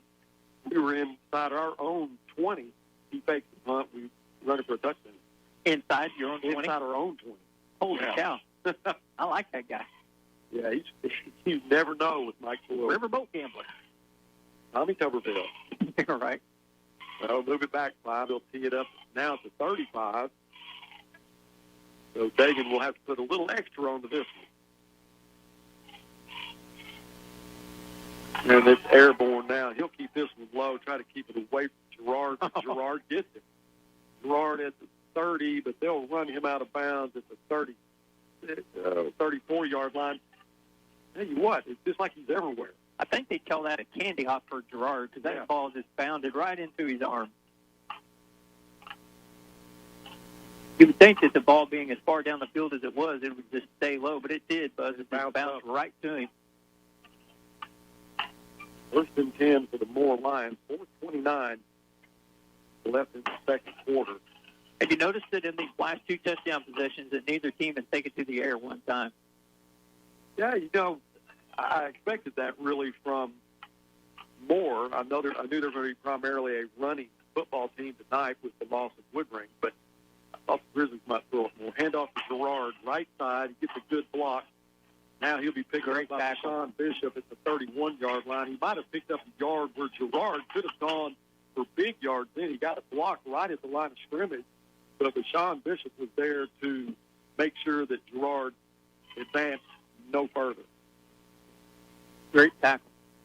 Second down and 7. They're going to get him 3 yards. Ball on the right hash mark. They'll send the two receivers right. That's the short side of the field. Now they'll send Gerard in motion. Hand off to Hayes. Hayes stutters at the line of scrimmage. Gets hit and taken down. Nice job by Boone Savoy.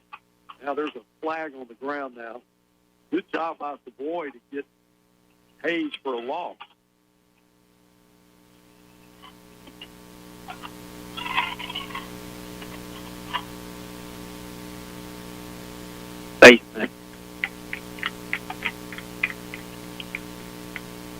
The Grizzlies will be penalized here for a face mask. Ball now placed at the 39-yard line. Still short of the first down.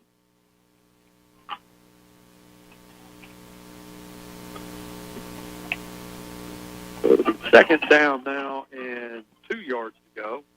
3:38 left in the half. Bears up 14-7. Good job by Savoy then, stopping Hayes, but Grizzlies were called for a face mask. Second down and 2. Gross, hands off, left side. Be close to a first down. Let's see where they mark the ball. Gross worked out of the Wildcats end, hand off to Hayes, left side. And it is a first down. Clock running at 3:14.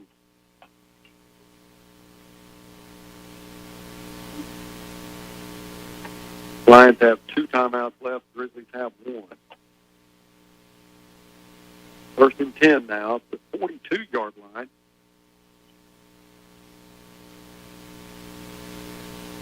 Twins to the right. One receiver to the left side. Hayes in the backfield. Hayes will get the call, goes left side, picks up a couple. Gets to the 45-yard line.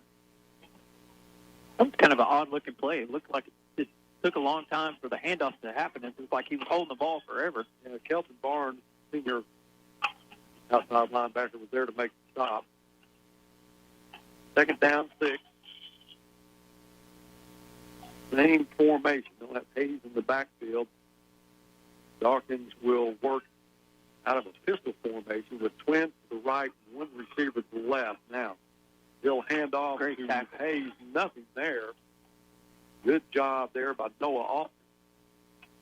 Altman was there waiting for Hayes. He read it well. Talk about the difference in the two defenses.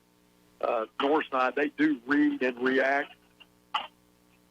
They do a good job with the way they set up their defense. Coach Felix Curry is the defensive coordinator. Third down and 8. One back in the backfield. That is Hayes. Dawkins works out of the pistol.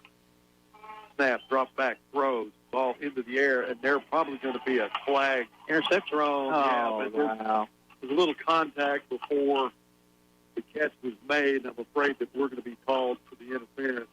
That's 2 players going after the football at that point. That was Ian Hardwick and Let's see what they call here. It may go against Moore. Wow, Now, they're going to say holding. There's some confusion on the field. Let's see what they call. The Grizzlies have gone to the sideline. Moore's still out on the field. There was a little contact there, but it could have been a push-off. Ball was intended for Leonardo Henderson. 6'5", Ian Hardwick, stride for stride with him. Now you've got a conference by 3 of the referees. I'm going to make a decision here. Let's see what happens. Well, I think he's trying to tell the white hat, the head official there, what the penalty actually is, because it looked like he almost said holding in the beginning, but I'm not sure.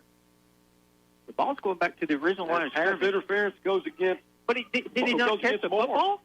Well, he said the interference goes against Moore. He pushed off. Right, but it looked like that Northside intercepted the football. I don't know that. Northside went to the sideline, and I think Hardwick thought he had the ball. I think Coach Fleur over there, he's going to get an explanation here because I think he caught the football. Looks like he had possession. It was both of them had the football going down. But there was contact. The call is correct on the interference, but if they say Northside has possession, it should be Northside ball at about their own 25-yard line. There's a minute 30 left. The Bears are up 7. Well, here's my question. What was the down and distance at that 3rd and 8? So why would you take the penalty? Why not force a 4th down instead of giving them an opportunity? Now it's going to be 3rd and, let's see, forever. Part of Cleveland County. Most of Cleveland Ball's County. at the 29-yard line. That was an odd. That is odd exchange. 3rd down and 23. Watch the draw. Quarterback working out of the. He's going to hand it off now. They give it to Gerard. Goes left side. He is being contained. Great job by the Grizzlies. He'll be taken down at the 28-yard line. Probably didn't even get to the line of scrimmage. It could have been a dangerous play. Anytime Gerard gets his hands on the ball, you just kind of hold your breath. But they're going to have to punt it away now with a minute 2 left. Is 47 Davis? Devarius Davis? Yes. He did it. He didn't make the tackle, but he did a great job. He got that arm, but he got an arm on him down. Right, to allow the rest of the defenders to show up. Devarius Davis has had a really good night tonight. Kelton Barnes, another one. Noah Altman. 55. Who's 55? So that really that was weird. Yeah, that was weird because it looked like Hardwick did make the catch. You know, in the grand scheme of things, Buzz, it looks like that. You know, you would have had 13 more seconds of possession time, not have to spend a timeout. The ball would have probably been 31, 2-yard line, somewhere in that vicinity. Now they'll bring Rudder out to punt this ball away, and Devontae Tucker back at his own 31-yard line. Now he'll move up to almost the 35-yard line, and he'll go to kind of the left side of the field because that's the way Rudder, he's going to run to his right and get that rugby-style punt. Another flag on the ground. Offside against the north side, so they'll move that 5 yards. Ball will be at the 32-yard line now. So Devontae may drop back just a little bit.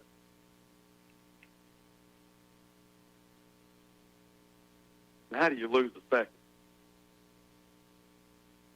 Anticipation.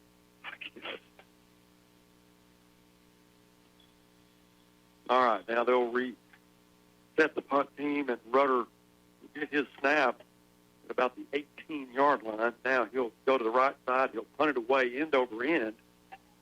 He'll punt it away from Devontae. He just gets away from it. The ball rolls down to the 25-yard line of the Grizzlies.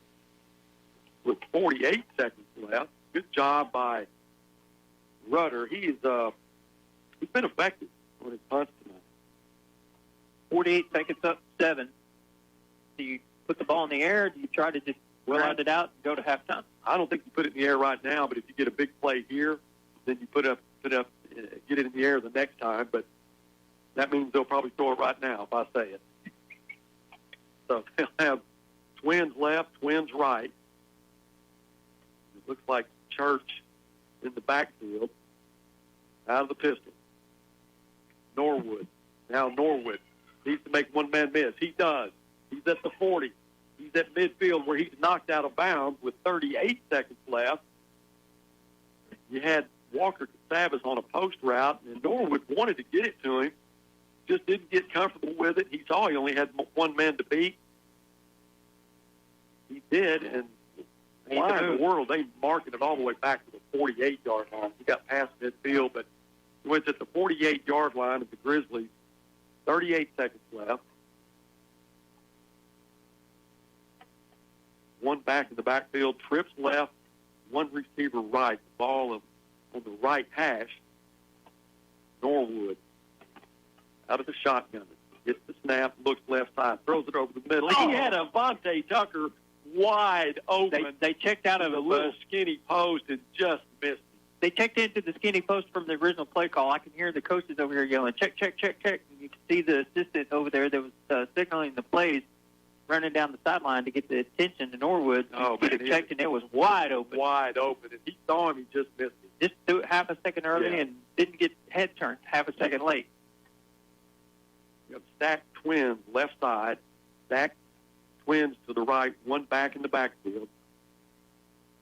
Norwood has the football, wants to throw, feels the heat. Now he's going to throw it right side. The ball is almost intercepted. He's looking for Walker Casavis. Walker was at about the 21-yard line, a little bit underthrown, was almost intercepted. 26 seconds left. Well, Norwood was facing a lot of pressure there, and he had to throw that one flat-footed. He didn't have a chance to get anything into it as the face of pressure was after him. Now you have Stephon Fack and Avante Tucker split wide right. Maury Smith and Walker Casavis left side with Kavian King. So you got trips left side, twins right, empty backfield. Play clock. And they'll move us back 5 yards. A lot of indecision there, just trying to get set up. Still 26 seconds left in the half. Northside with a 14-7 lead.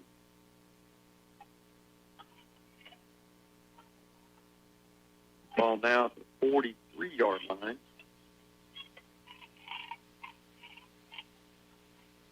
Third down and 15 with 26 seconds left. On the right hash, they'll send trips to the right side, one back in the backfield. Norwood, little confusion. He hands it off to Church. Church goes right side to the 45-yard line. They ran into each other. The clock runs at 17. No timeouts left for the Grizzlies, so I think they're just going to let this one, let the time tick off, go in at half with a 7-point lead.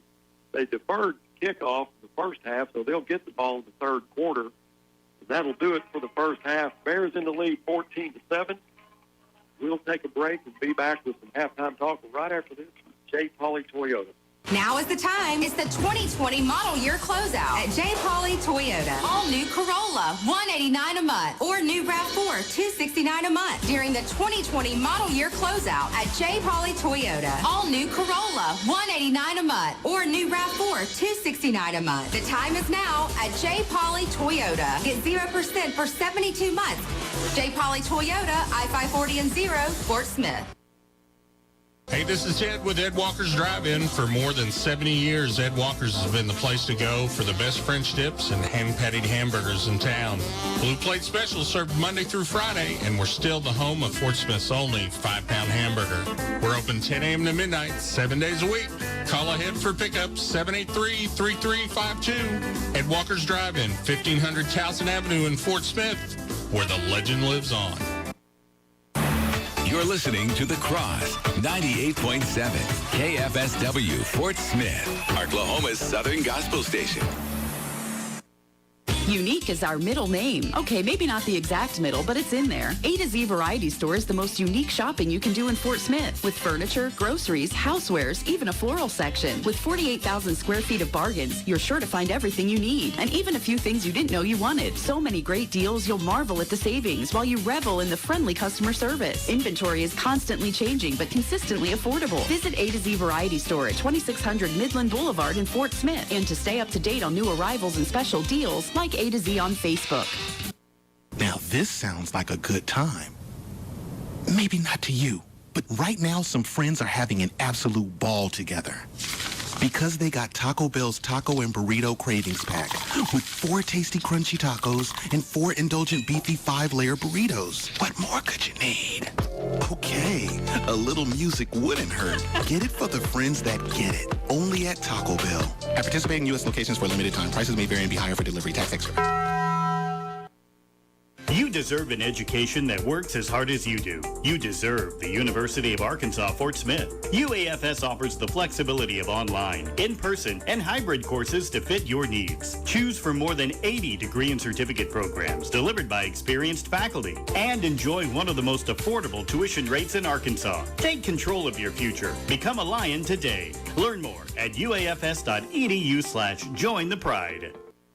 For more than 50 years, Air Compressor Equipment Company has provided solutions for the oil, gas, and industrial markets, becoming an industry leader in custom fabrication. An unwavering focus on assembly, sales, and service means that whatever size project you have, ACEC can deliver what works. Air Compressor Equipment Company supplies to businesses working in the most demanding environments around the world, but is still a dedicated member of the Arklahoma community. Learn more at acec-ark.com. Air Compressor Equipment Company. Field tested, quality driven. Create the ultimate backyard experience with a pool or hot tub from Burton Pools and Spas. With over 45,000 pools built and 39 years in business, investing and spending quality time with your family has never been more relaxing.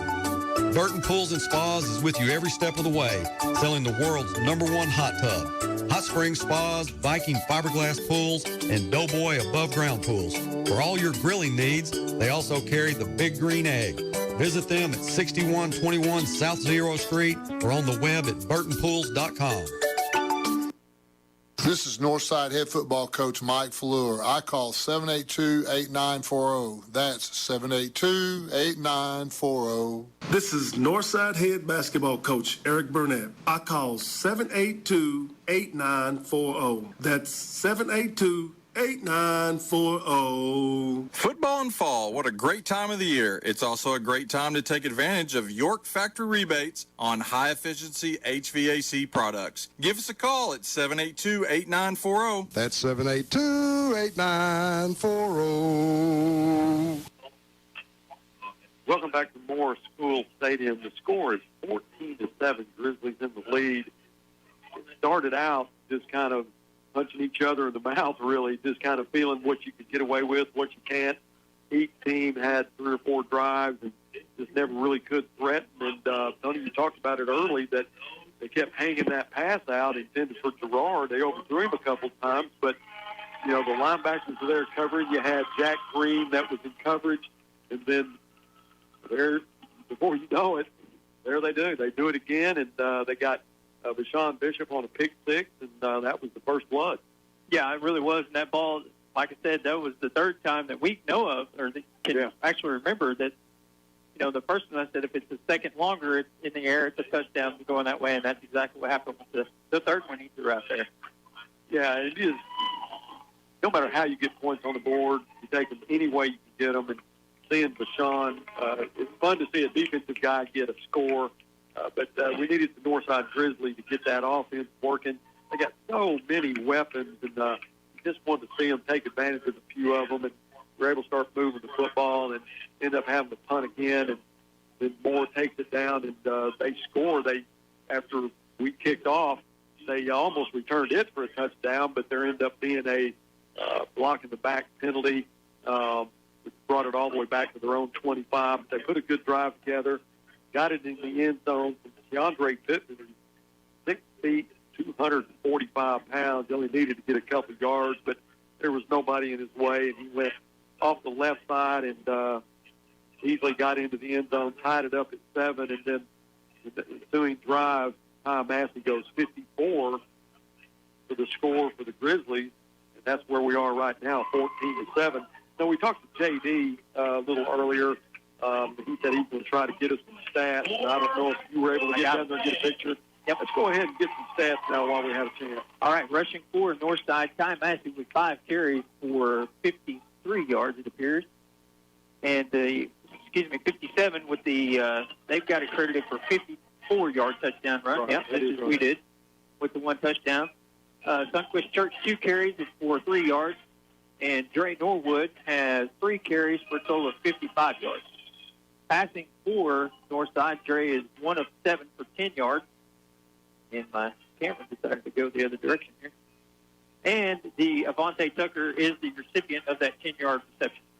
So what that tells me is, we're 1 for 10 right now. So his target has been Walker Savage a couple of times.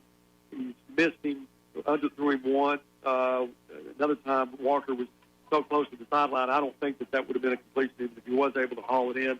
But they need to do better on that 1 for 10. And that's where Northside can be so dangerous because Dre has a great arm, and he's got a stable of receivers. And we're missing Fame Prosize, as I mentioned earlier. But we have a lot of receivers that are very, very capable. So I'd like to see that change a little bit in the second half. Massey, 54-yard touchdown. Sunquist Church doesn't have a lot of carries or a lot of yards, but I tell you what, watch for him in the second half too. Yeah, rushing total yards for Northside in the first half was 115 yards in the 10 passing for a net of 125. So do you have anything on Moore? I do. Let's see what their offense will do. Take a look here. Okay, for the Moore Lions, Marcus Doctor, is 4 of 8 for 41 yards and 1 interception that was returned for the touchdown. Gerard is the leading receiver for 2 catches for 31 yards, but most of those are kind of a pitch and catch, if you will. I mean, nothing down the field. Henderson has 1 catch for 5 yards, Stoll 1 for 5, and let's see, Hayes has 7 carries for 32 yards to lead the Moore Lions. Rushing Dawkins 4 for 8, and Gerard has 4 carries for 19. And Austin Gross has 3 for 16. And Sandoval has 2 carries for 8 yards. Wolf has 2 for -7 yards. And Pittman has 3 for 14 yards and the short 2-yard touchdown. Totals for Moore in the first half, 90 rushing yards, 41 passing, 131. So it's pretty even right there. Dre Norwood, I think what you say he had 50-something yards rushing. And a lot of those yards are going to be broken plays. Or not necessarily broken plays, but looking for a receiver, it's not there. He's able to make something out of nothing. And there was a time that he was 15 yards behind the line of scrimmage, getting the pressure and got out of it, was able to pick up 20-something yards on that particular carry. So, go ahead. 2 of them, both of the last 2 carries for Dre, in fact, out of the 3, were 21 and 22 yards for his 55. And that was getting something out of nothing. And he kept that last drive alive. Do you think that's by design? Was that a by design deal, Buzz? Or do you think that he was just drop back and look and then they just kind of a run pass option type? Dre has, they give him a pretty cool life. Right. To kind of do what he wants to do based on what he sees. But he's making like 4 or 5 reads on every play. So there's a lot going on in his head. But what he does know is that his legs can get him out of trouble. He's got a great arm. If he has a receiver that's open, generally he can get it to him, with the exception of that Avante Tucker who was wide open.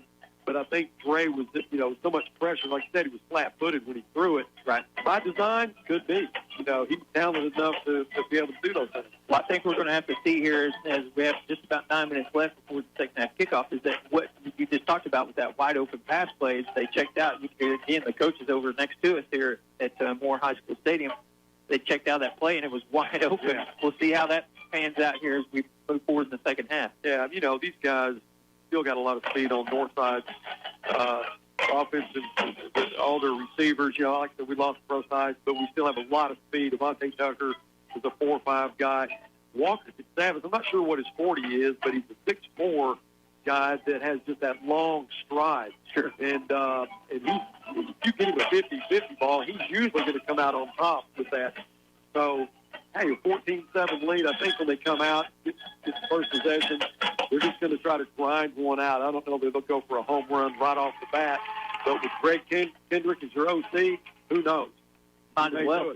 Yeah. I mean, you know, a 2-touchdown lead early in the third quarter might be just enough to put the nail in the coffin. And it seems kind of early to say that, but the way Northside's defense has been performing. The defense has done well. They have done well. Noah Altman, Kelton Barnes, Demarius Davis, Jack Green, Ian Hardwick. These guys are definitely playing well tonight, and it's fun to watch them play this well, even though they haven't had a game in the last 22 days, and they missed a lot of snaps to get ready for that particular game. So these kids are they're performing better than you would expect. It'll be interesting to see what Coach Hill does from Moore in the second half to get Gerard. I mean, you know, obviously you got to get him as many touches as you can, but you know that the Northside defense is keen on Gerard as their best player. So we got to see if there's an X factor somewhere that may try to appear for them, and got to get that one shut down as well. I think the X factor for them is that Hayes kid. Yeah. You know, he averages 7 yards a carry. You don't think about Gerard other than speed, trying to get to the edge, and if you can contain him, then you're all good. But as soon as he gets around the corner, if he gets a bubble screen and makes the guy miss, that's pretty scary. We saw that on that one reception over there where the defender slipped down. Then he got an extra, 15, 17 yards out of it. Yeah, and he gets it quick, too. But I think Hayes is the guy, your running back, that may be that guy that they try to get more involved in the second half. Renato Henderson, 6'5" receiver, good hand. He's another guy that you got to be extremely aware of where he is on the field. He's a guy that can hurt you too. But the Grizzlies have done a great job, with the exception of that one drive, to hold these lines to 7. It is 14-7, about 7 minutes left in the half. We're going to take a break and be back with a little more halftime talk right after this word from Weichert Realty. Weichert Realtors, the Griffin Company, provides an extraordinary real estate experience for both clients and agents. Now with offices in Bentonville, Springdale, Fayetteville, and Fort Smith, they proudly offer clients and customers the expertise you need when buying or selling. From contract to closing, their realtors are equipped with the knowledge and resources to ensure a smooth transaction, start to finish. Visit them at 3920 Rogers Avenue in Fort Smith or online at WeichertFortSmith.com. Experience the Weichert difference. Nestled in the heart of Chaffee Crossing in Fort Smith, where people and nature feel connected, the Hub at Providence is centered around you. The Hub is a live, work, play community with living options, commercial lease spaces, and a restaurant, all within walking distance. Loft living spaces at the Hub are perfect for anyone looking for a retreat from the average apartment and townhomes, featuring many luxurious perks and amenities. Explore the community at thehuberc.com. Life at the Hub, a simpler lifestyle. The biggest selection and the lowest prices on a new Buick are at Harry Robinson Buick GMC. The 2020 Buick Encore has plenty of cargo space, and it's loaded with technology, only $19,995. And the 2020 Buick Envision has all the features and seating for 5. Take $9,000 off, only $28,985. The biggest selection, the lowest prices. Harry Robinson Buick GMC. Exit 11 off of I-540 in Fort Smith. You're going to love you some Sam's Southern Eatery on Grand Avenue. Home of the famous jumbo shrimp and more seafood than you can shake a shrimp basket at. Fried or grilled, they have it all. They always do it right with Sam's homemade po' boys, chicken, burgers, and salads. And don't you forget their delicious fried pies. Their crispy catfish baskets definitely have their own bragging rights, too. Be sure to stop by for the live taping of the Mike Fleur Coaches Show on Thursday evenings at 6 o'clock and cheer on the Northside Grizzlies. Hi, this is Buzz Sawyer. We've come a long way since 1988. Along the way, we've learned the importance of a lifetime product, service after the sale, and making quality affordable. My company has grown in one of the largest in Arkansas and Oklahoma, installing sunrooms, concrete driveways and patios, replacement windows, siding, and other products. Sawyer's offers 100% financing with low monthly payments for any of your projects. Give us a call at 649-4600 or come by our showroom at 8605 Highway 271 South in Fort Smith. Some banks can make you feel like a number because they're part of a bigger system that doesn't really include you, just your money. At Legacy National Bank, we're people you know. Folks who will take the time to get to know you personally and your financial goals. We are committed to our region and you, our customers, because we live here and work here just like you. Your legacy starts here at Legacy National Bank. 14-7 is our halftime score. We've got about a little over 3.5 minutes left in halftime. Neither team has emerged from their respective dressing rooms, and I just want to say, again, thank you, Tony, for setting up the broadcast, getting us hooked up with JD, and everything we've needed to get this out. We sure missed doing Grizzly TV, and I bet being on Cox Your View, Channel 22. They are carrying it tonight, but it's just audio only, along with the Cross 98.7. And it's a bit different. The way that we normally do it, it feels kind of empty in the press box, but it's good to see you. I mean, we haven't seen each other for a long time, and I do appreciate everything that you do, and I think I'm going to go along with you. I think you're more recognizable than Lincoln Riley anyway. Still hadn't seen Trey Norwood. I was hoping that he would be here tonight, and he may be, but I'd like to get him in the press box and talk to him a little bit about the Sooners this year. Tell you what, that Spencer Rattler looks pretty good, doesn't he? He can fling it. Sure fling it. He reminds me of Mahomes. Yeah. He throws it off. I mean, he can be flat-footed. He can be off-step. He can run and left and throw it back to the right. I mean, he's got a strong arm. I might take a second to let your listeners know the reason that you're not able to stream tonight the National Federation of High School Sports. Yeah. What they do is they provide fixed cameras for specific stadiums, which Moore has. Right. So if it's a 3-year contract with them, that they have the exclusivity rights for broadcast. If they violate those, then they have to pay for the cameras, which is soon $5,000 a camera. Per camera. What was that, 30 grand? 30 grand. I skipped a few days in math, but when it comes to money, you can pretty figure it sharp. out. I'm pretty sharp, yeah. So, Jacob, Matt Hill's the guy for NFHS here at Moore, and he was, I called him. I said, hey, what can we try to do to get this thing broadcast? And pay 30 grand. Yeah, we'll pass. Well, you could have done it. Well, you could have. No. I'm not the sunroom king of Arkansas. Well, the Grizzlies have come back onto the field. Moore has yet to come out. Now, let me ask you this. In Arkansas, at the end of the halftime, do they give them a warm-up period? No, I mean, once the clock runs out, then they will. I mean, they can come back in and stretch and do what they need to do. Right. So there'll be a 3-minute before the kickoff. Yeah. Gotcha. Yeah. And you also told me, too, that there is no mercy rule. That's correct. Here.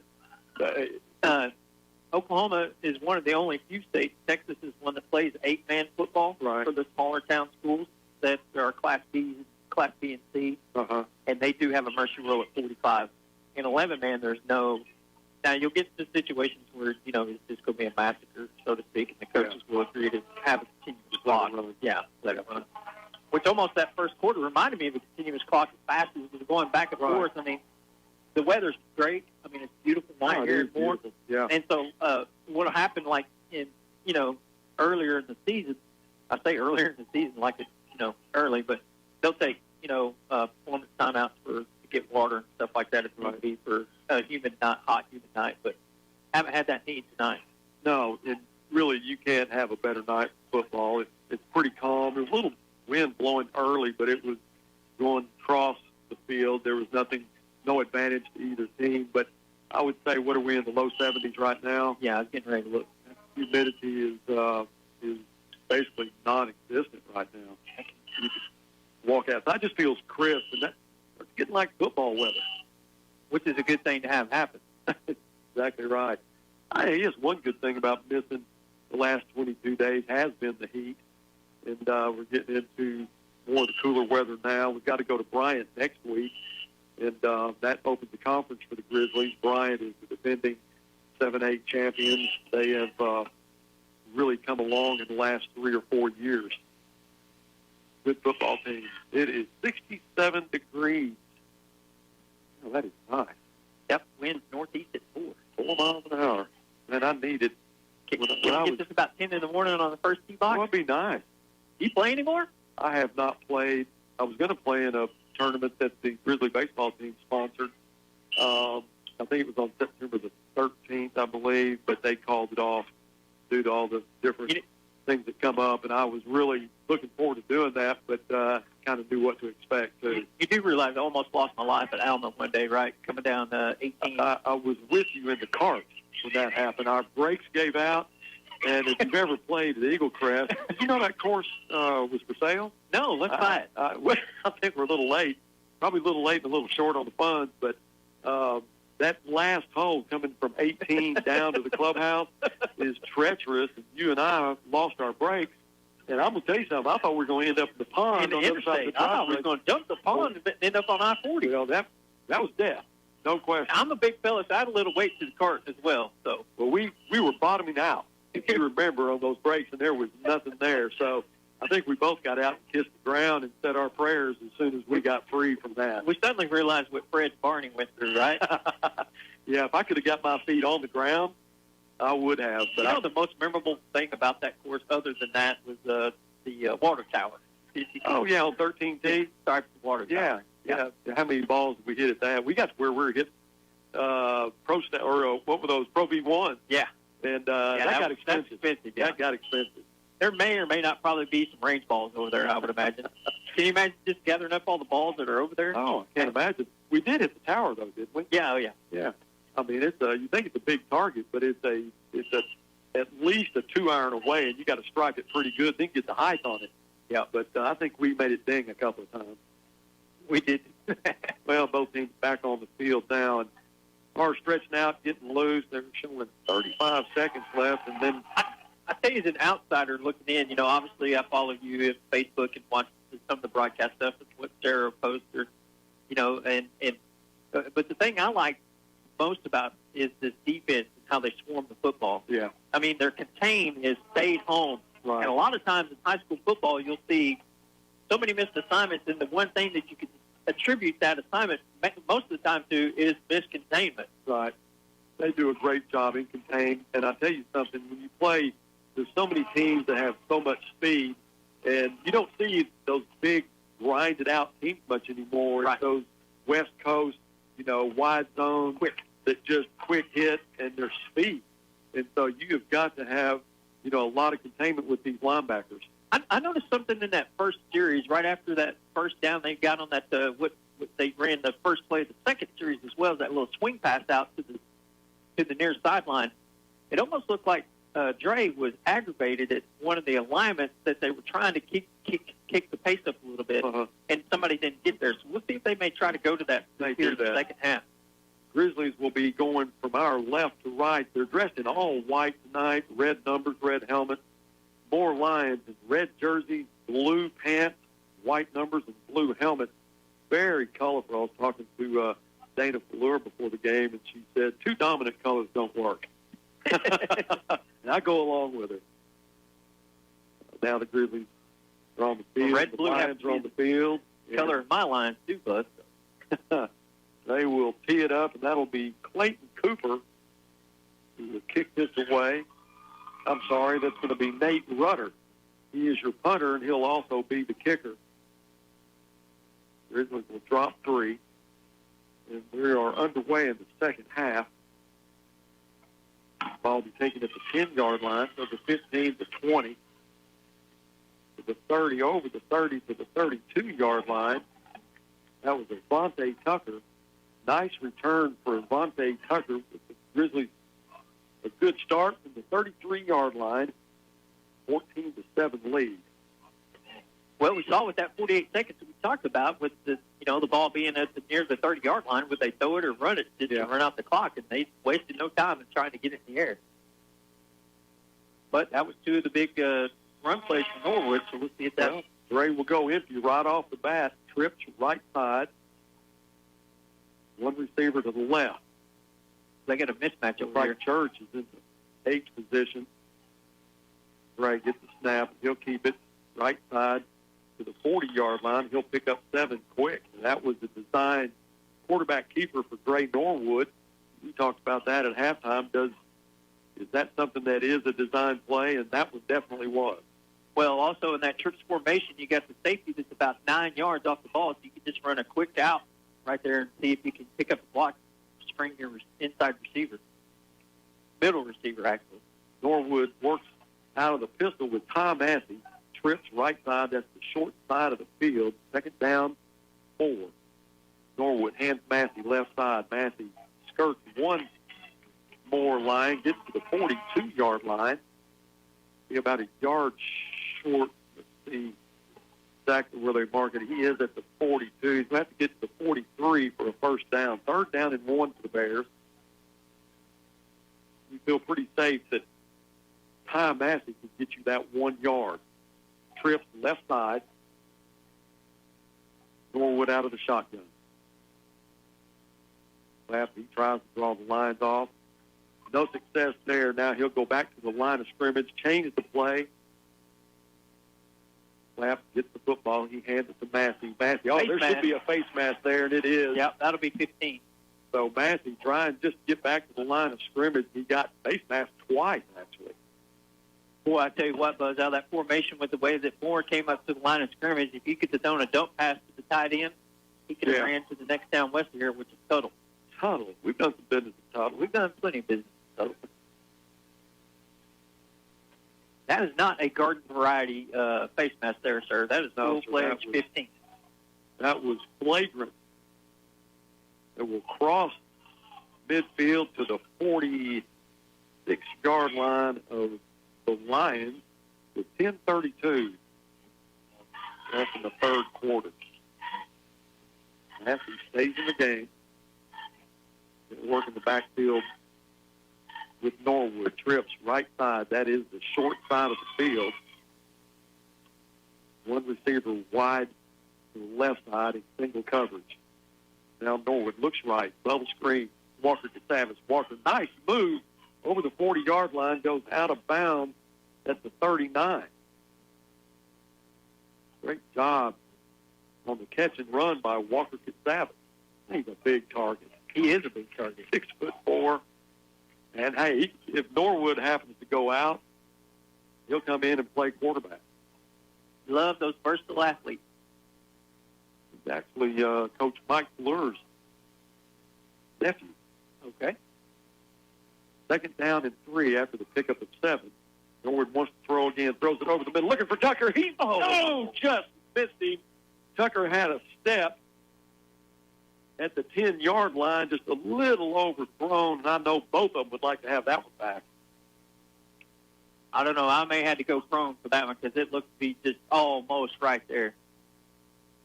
Jacob McLaughlin was in coverage, and all he could see was the back of Tucker's jersey. Yeah, he was in trouble. Third down and 3 from the 39-yard line of the Moore Lions. Empty backfield. Dre keeps it. Left side. Now reverses. Goes up the middle. Nothing there. Swarm. He'll lose a couple. Now the Grizzlies will have to make a decision here. Out of field goal range. Fourth down and 3. As I was coming in, he made one from that 40-yard line marker. But, Yeah, but it'd end up being 56 yards from there. But Dagan can kick it that far, but there is any wind. It's very little, but they're not going to do that. They're going to go for it. Fourth down and 3 for the Grizzlies. Massey in the backfield. Coach Fleur wants a timeout. He'll get the timeout. The Grizzlies will talk about it. We'll take a break. You are listening to Grizzly Football on the Grizzly Sports Network.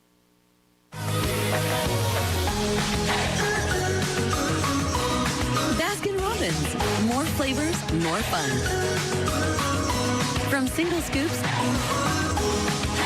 to custom cakes for any occasion. Top that, Fort Smith. Try our fast and friendly folks at our drive-thru as well. Baskin-Robbins, Phoenix Avenue. Big down for the Grizzlies. 4th and 3. Talked about Crabtree RV. They were our pregame sponsor. Founded in 1950. They're family-owned and operated for 70 years. Been there for all of your RV needs. Check them out. CrabtreeRV.com.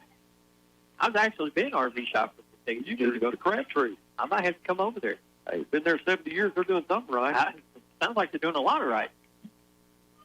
4th down and 3 for the Bears. 8:51 left in the third. One back in the backfield. That's Massey. They need 3. Dre with the snap. Rolls right. Needs to throw it over the middle. He's got a man. It's complete at the 10-yard line. And that is Walker Katsavas. That's your Boy, guy. you could not see him. Once he was in traffic when he caught it. Couldn't see him until he got up. Walker Katsavas with a huge catch. Norwood was in trouble, and Walker bailed him out. Nice job by Dre just to find Walker. I tell you what, when you're in doubt, you find the guy that's 6'4", throw it to him. Because usually if it's a 50-50 ball, he's going to come out with it. After this play, I'm going to tell you something as well. We are in the Burton Pools and Spas red zone for the first time tonight. Handoff, Massey, right side. He may get back to the line of scrimmage, may get a yard out of it. But in that previous 4th down play, Dre did a good job of not giving up on the play and trying to tuck it and run, waited for his receiver to get open, and then made a perfect throw. And you notice there was no panic. Right. And, and that's the one thing about Dre Norwood is that he knows his feet can get him out of trouble, so he's able to hang in there a little bit longer than just that normal quarterback. 2nd down and 9. The referee is going to stop play. It looks like Mark Smith is going to go off the field. We have another Grizzly checking in. Dre out of the pistol. Hands it to Massey. Massey up the middle. He gets down to the 1-yard line before he's brought down. Almost got it into the end zone. I tell you what, the forward progress and the momentum of Ty Massey is incredible. 7:28 left. Grizzlies first and goal from the 1-yard line. Looked like a bowling ball rolling through there. Yeah. Knocking everybody down, trying to get to that goal line. He's another one that just never gives up. First and goal. Massey in the backfield. He'll work right behind Dre Norwood in the pistol. Dre gets the snap. Gives it to Massey. Massey off the right side. He'll be brought down for a loss, maybe a yard back to the 2-yard line. They were going to the short side of the field. A lot of red jerseys there. And Ty just wasn't able to slip loose. Now Sunquist Church will check in for Ty Massey. We have a 2nd down and goal from the 2. 6:45 left in the third quarter. Bears up 14-7. Let's run that fake right here. Church in the backfield with Norwood. Norwood looks to the sideline. Now he claps, gets the snap, fakes the handoff. Broken play, goes left. Tries to make a man miss. Still on his feet. He's at the 10, at the 5. He gets into the end zone for a touchdown. 6 points for Dre Norwood when it should have been a 10-yard loss. What a play. There you go. No explanation. No explanation. Harry Houdini. That is Houdini. What a great play by Dre Norwood. And I hope his cousin Trey's here to see it. I actually thought that was the boot that I'd been asking for right there. I mean, it almost looked like that he pulled out a little pivot there. It was a broken play, but you can see what he does. He just gets something out of nothing. And he stumbled at the 4. And still got in. 20-7. Slate Stanton on to kick the extra point out of the hold of Walker Katsavas, who is responsible for getting the Grizzlies into the red zone. Good snap, good hold. The kick is right through the middle. The score is 21-7. I think that extra point wound up in the tuba. You didn't hear a noise, did you? Hey, 5 minutes, 17-second opening drive there, Buzz, for the touchdown. We're going to stay with it. The Grizzlies are already on the field. Dagan Moore has got his tee down on the 40. You run a quick offense when you get your as soon as you get your touchdown, your kicking team's on there ready to kick. Just don't kick it to Brandon Gerard. Well, you know where he is and kick it away from him. You know what's interesting about that? Gerard's hobbling, Buzz. Look at him hobbled there. Yeah. I still kick it away from him. Me too. I mean, well, you got Hayes on the other side. So they're kick returners. Brandon Gerard, Rion Hayes, and Braden Clark. Dagan just needs to kick it in the end zone. Well, Dagan kicked the first one 6 deep, and he hadn't done that since, which is surprising to me. This kick is away, and it's not going to get into the end zone either. It's going to go right to Brandon Gerard at the 5. Brandon goes right side over the 20, the 30, the 35, the 40, where he is finally brought down. That's intriguing, isn't it? It is intriguing.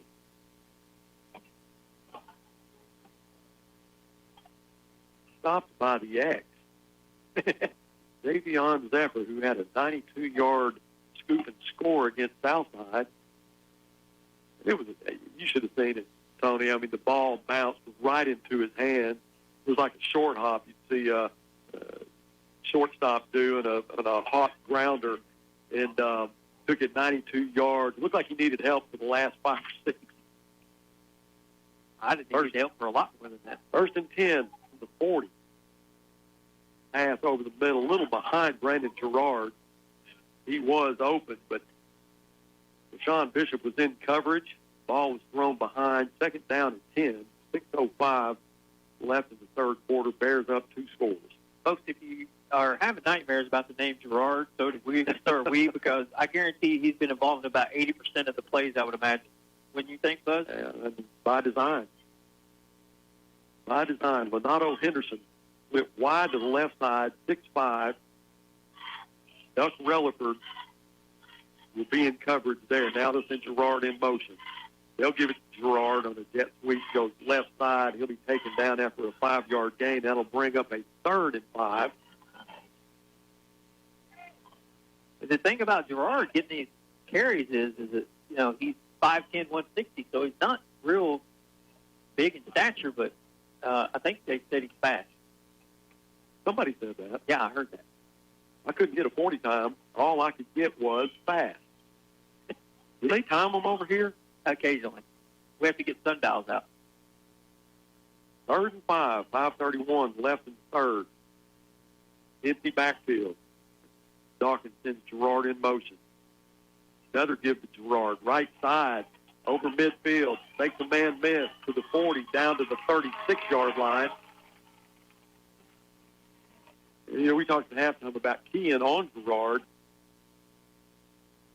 And even if you do key on him, he's just one of those kids that I think you said it really well, the jitterbug. Yeah. He hit the B button on him there for about 3 more yards with that reverse he had. Well, he is limping, and he's coming off the field now. Limp or no limp, he's dangerous. 1st and 10, ball at the 38-yard line of the Grizzlies. 4:50 left in the third quarter. Empty backfield again for Dawkins. Dawkins drops back, no pressure. The clock will be stopped. Play will be stopped. I think there's going to be, I think that's going to go against a little extracurricular activity. That was Nate Rutter, who took a swing at one of the Grizzlies. I think it was Demarius Davis. Yeah, so that should go against, I think it's going to go both ways. I didn't see. I saw the tail end of it. That's what I saw as well. I think he had him by the face mask, is what it looked like to me that he was trying to indicate. But it didn't look good either way. One thing I noticed about the referees is when there is a flag, they'll go into conference mode. I always leave you in suspense. You kind of see what happens. Yeah, there'll be offsetting penalties. Demarius Davis and Nutter ejected. He's been ejected from the contest. Both players? No, just Nutter. North. Yes, sir.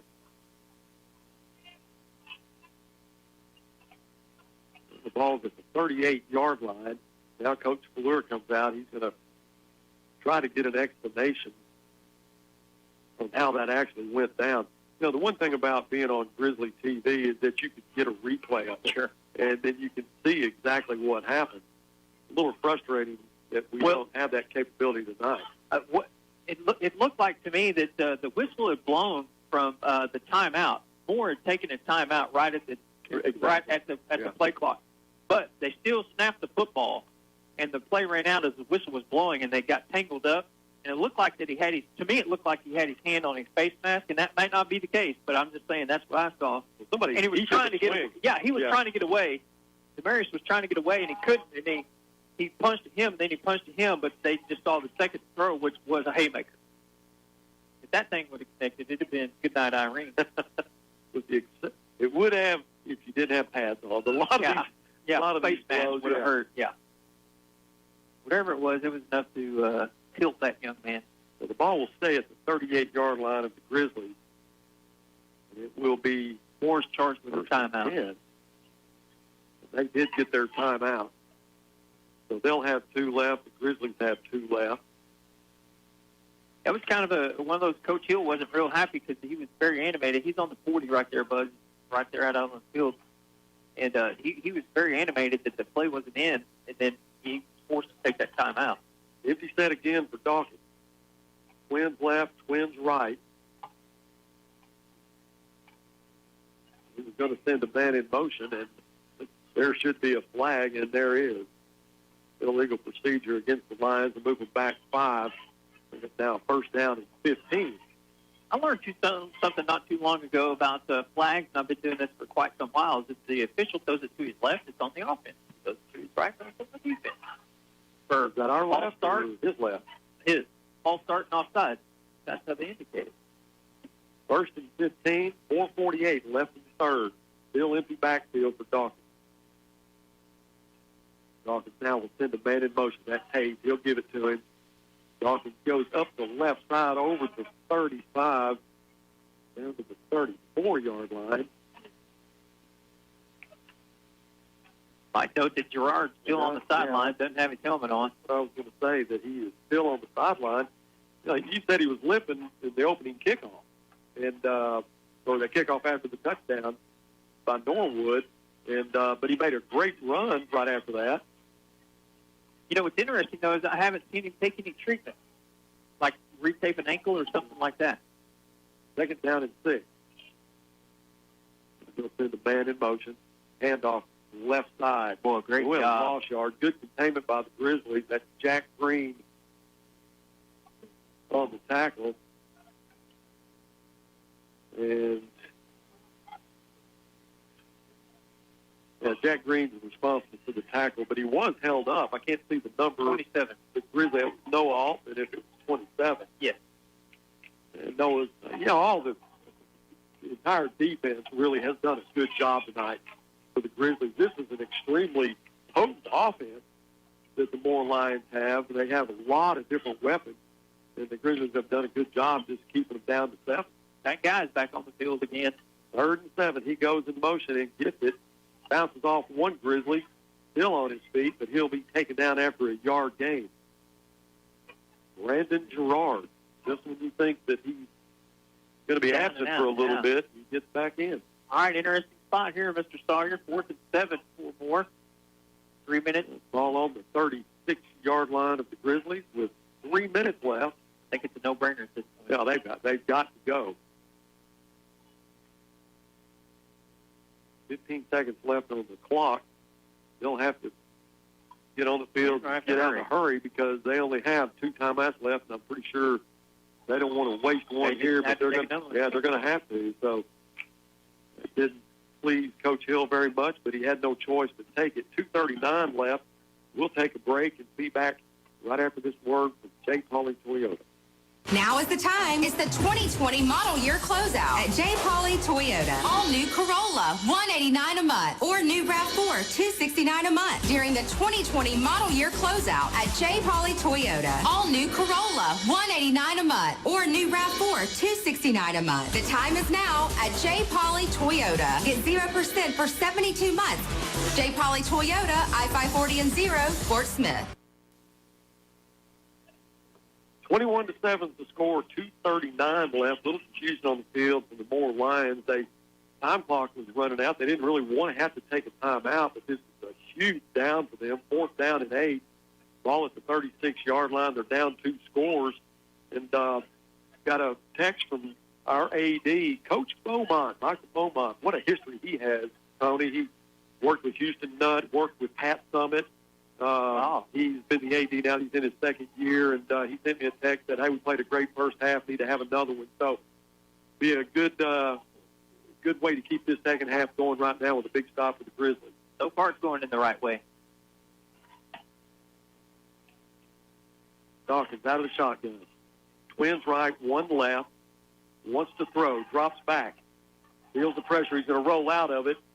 He's eluded a couple of tackles, but he will not elude the last one, and that was Demarius Davis. Will take him down for maybe a yard gain, so it'll be a turnover on downs. Great job by the line of the Grizzlies, providing all that pressure. Dawkins out of the shotgun, wanted to throw, and then started feeling the heat, had nowhere to go. Not only did the line do a good job, but the coverage was excellent downfield, too. He had nobody to throw to, and they collapsed on him. You know, and the thing is, they've got some really good receivers, Henderson. And then anytime Gerard's in, you know, they got to bring him out of the backfield on wheel routes and or even those bubble screens. But you're right, the coverage was good. There was a lot of pressure there, but the Grizzlies have it 1st and 10 from their own 36 with 2:30 left in the third quarter and a 21-7 lead. Boy, a touchdown here would give us some icing for that cake, wouldn't it? Ball on the right hash mark, trips left, Norwood with the snap on a quarterback draw. Might get a couple out of that. One guy was able to make the tackle. He doesn't make that tackle, you can say goodbye to Dre Norwood. I still want to see a bunch formation with just a little seam route for the tight end. Either that or get Avante. Well, you know, you had that with Avante Tucker. He's missed him twice now, but hopefully we get another shot at it. Now, Sunquist Church in at tailback. Trips right side. Walker to Savas wide to the right side. Now ball left side. Complete over midfield to the 48-yard line. It looks like Maury Smith from here, I believe. No, it was Stephon Fack. Yep.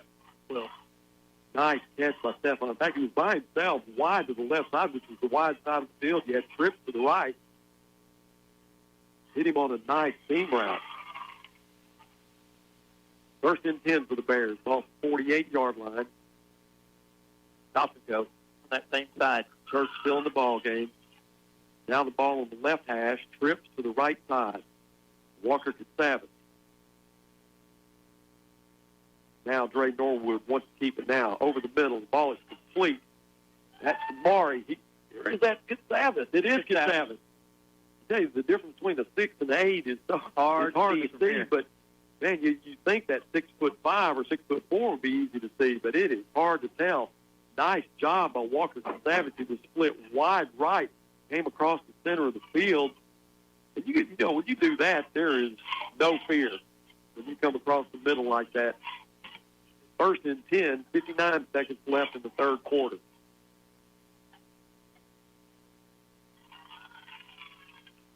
Norm with the ball on the left hash mark. Claps, gets the snap. He's going to hand it off up the middle, Massey, to the 25-yard line.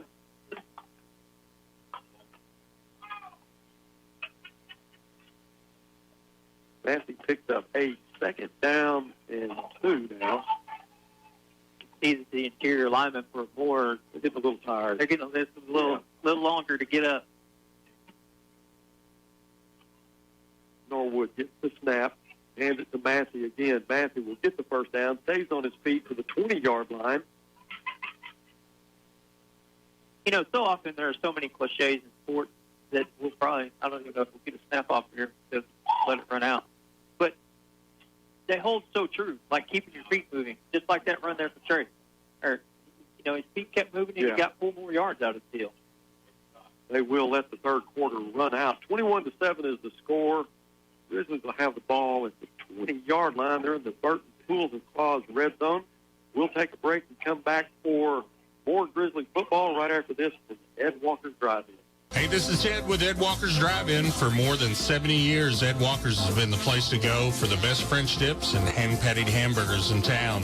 Blue Plate Specials served Monday through Friday, and we're still the home of Fort Smith's only 5-pound hamburger.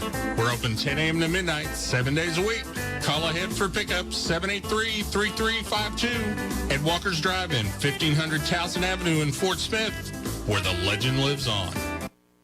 Unique is our middle name. Okay, maybe not the exact middle, but it's in there. A to Z Variety Store is the most unique shopping you can do in Fort Smith. With furniture, groceries, housewares, even a floral section. With 48,000 square feet of bargains, you're sure to find everything you need. And even a few things you didn't know you wanted. So many great deals, you'll marvel at the savings while you revel in the friendly customer service. Inventory is constantly changing, but consistently affordable. Visit A to Z Variety Store at 2600 Midland Boulevard in Fort Smith. And to stay up to date on new arrivals and special deals, like A to Z on Facebook. Well, 3 quarters are in the books now. The Bears up 21-7. Like to get another score, get this fourth quarter started. Great job by the Grizzlies in the third quarter. We're able to get a nice score. We're able to get the kickoff to start. Now Norwood out of the pistol. He'll keep it. Rolls right side. Now he wants to throw. Looking for Avante Tucker. Avante runs completely out of the end zone. The ball was overthrown. Gray did the right thing there, Tony. It was well covered. He just threw it out of bounds. And out of bounds is mildly put. He threw it to the track. 10 yards out of bounds. Got a pretty strong arm, doesn't he? He does. Very strong. 2nd and 10 from the 20. Ball on the left hash. Now 3 receivers, left side, 1 to the right side. That's Avante. Now Gray will keep it. Starts left, reverses, goes right. Needs to get around the corner. He'll show some speed, but he will be taken out of bounds at the 12-yard line. There is a flag on the ground, and that's not in a good place. It usually means holding. Nope. And it will be a hold on the Grizzlies. We have a Lion that's down on the ground. I can't see his number. But Dre took it to the short side of the field. There's nothing there. He had to reverse, go back to the right side, which was the wide side of the field. He had a lot of green, but somebody picked up a hold there. That's pretty common when you have a play like that, Tony, where you're trying to reverse field, and you need to get some help, and everybody's doing all they can do to get you free, but he did pick up a hold there. And the bad thing about a hold, Buzz, is from the spot of the foul. So he's already, 3 or 4 yards behind the line of scrimmage, and add the 10 more. Add that. Then it's 14, 15-yard penalty. It's Paul Marlowe. He's a senior defensive lineman that is being helped off the field. He's under his own power. He's going to be all right. He just, I think he's one of those ankle or tired, worn out. Maybe. Man, I didn't really notice until just a minute ago the size, the right side of the Grizzlies' offensive line. Good golly. Big fellas over there. 35. They've been an edge drive-in or what? The Ed Walker? Yeah. You only get to go there but a couple of times. Ball on the left hash mark at the 35. 2nd down and 25 for the Grizzlies. Sunquist Church in the ball game. Norwood gets the snap. Feels the heat. Has to get out of it. Still on his feet. Needs to throw the ball. Now he does. It's complete. That's Church at the 30 down to the 25. Wow. Way to buy time by Dre Norwood. He kept signaling for Church. Get open, get open, get open, and he did. Dre got it to him, got it back to the 20. Let's see where they mark it. It's at the 26-yard line. It'll be 3rd down and 16. Dre, orchestrator, Norwood. Yeah. Well, they've definitely got back into Dagan Moore's range. I think the range is 7. I'd like to see 7. Kind of a long 4th down opportunity. Maybe he's going to take the time out here. You know, it's simply 3rd and 16. So they will. Yeah, they're going to talk. Yeah, the Grizzlies will take a timeout, talk it over. We'll take a break and be back after this word from Taco Bell. Now this sounds like a good time. Maybe not to you, but right now some friends are having an absolute ball together.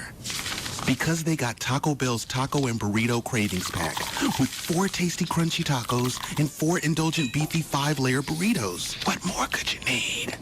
Okay, a little music wouldn't hurt. Get it for the friends that get it. Only at Taco Bell. At participating U.S. locations for a limited time. Prices may vary and be higher for delivery. Tax extra. Well, the Grizzlies have a 3rd down and 16 at the 26-yard line. They were in the red zone, but they holding penalty brought him back, but Ray was able to get a nice completion there to Sunquist Church and get it back to the 26-yard line. It is a 3rd and 16. Coach Fleur took a timeout. He wanted to talk about it.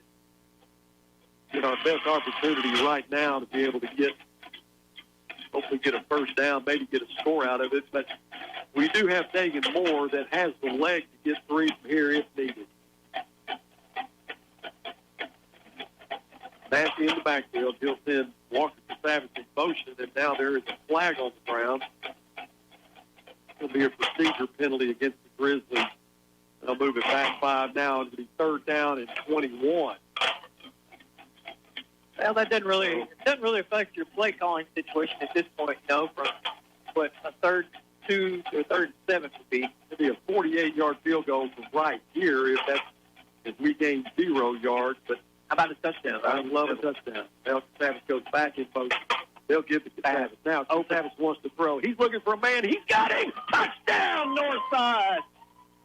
Avante Tucker. Walker gets Savage. Catches the ball behind the line of scrimmage. Sees Avante Tucker streaking all by himself. A perfect strike in the end zone. The Bears get 7. You called it, my man. You said if something was to go with Norwood, that's your quarterback. There's right your there. Quarterback. You just saw his arm.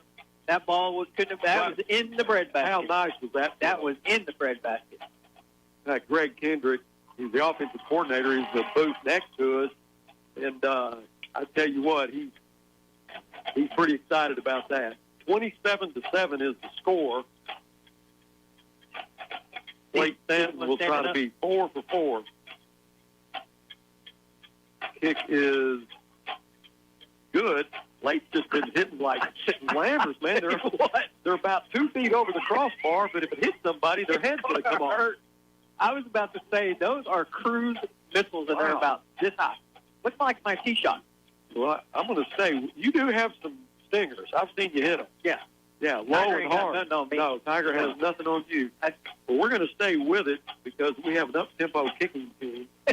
So they're already back on the field, and they're going to place the tee, and he's telling everybody, come on, get on the field, let me kick. Is that only the second possession of the half for the Grizzlies? I believe that is right. Both of them resulted in touchdowns. We're already in the fourth quarter. 28-7.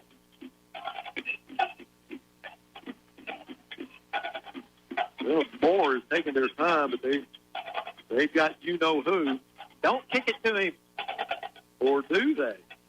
Well, they're not going to this time because he's not out there. He's not out there. They're not going to. No, he wants to be out there. Oh, they're waiting. He's talking. He's going.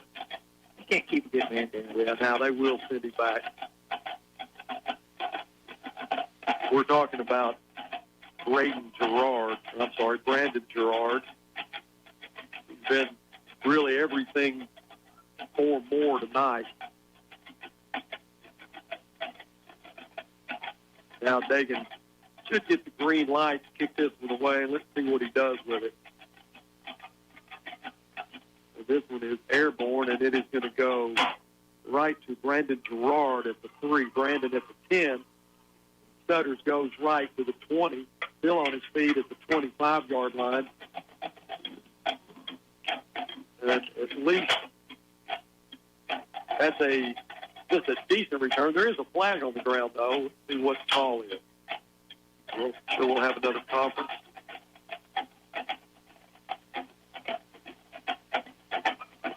Flags at the 33-yard line. Gerard went down at the 25. There was a little activity over there. I don't think it was. One guy looked like he was in a calf rope situation. He threw his hands up in the air. Yeah. Trying to figure out what that was about. I mean, seriously, they'll get into a long, drawn-out conversation. They're going to wave the flag off. And I think it did have to do with a little altercation there at the end. No harm, no foul there. Ball at the 24-yard line. That's where the Moore Lions will start down 3 scores with 10:37 left in the fourth quarter. Grizzly defense has done a great job tonight keeping this team out of the end zone. The one score, DeAndre Pittman, he's a 10th grader, 6 foot, 245 pounds, took it in from a couple of yards out. That's been the only score tonight for the Moore Lions. Handoff right side to the 30-yard line, over the 30 to the 31. That carry was by Julio Sandoval, junior running back. Going to give Hayes a little rest. And they have brought Denver Wolf. He's a sophomore, now will be your quarterback.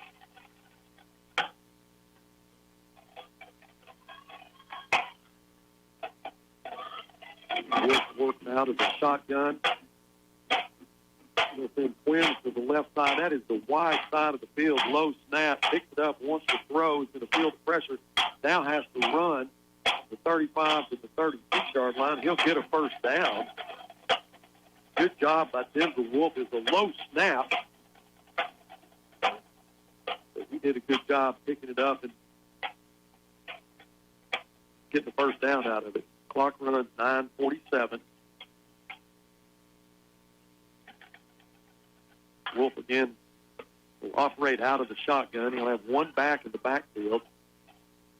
Now looks over the middle, throws a pass incomplete.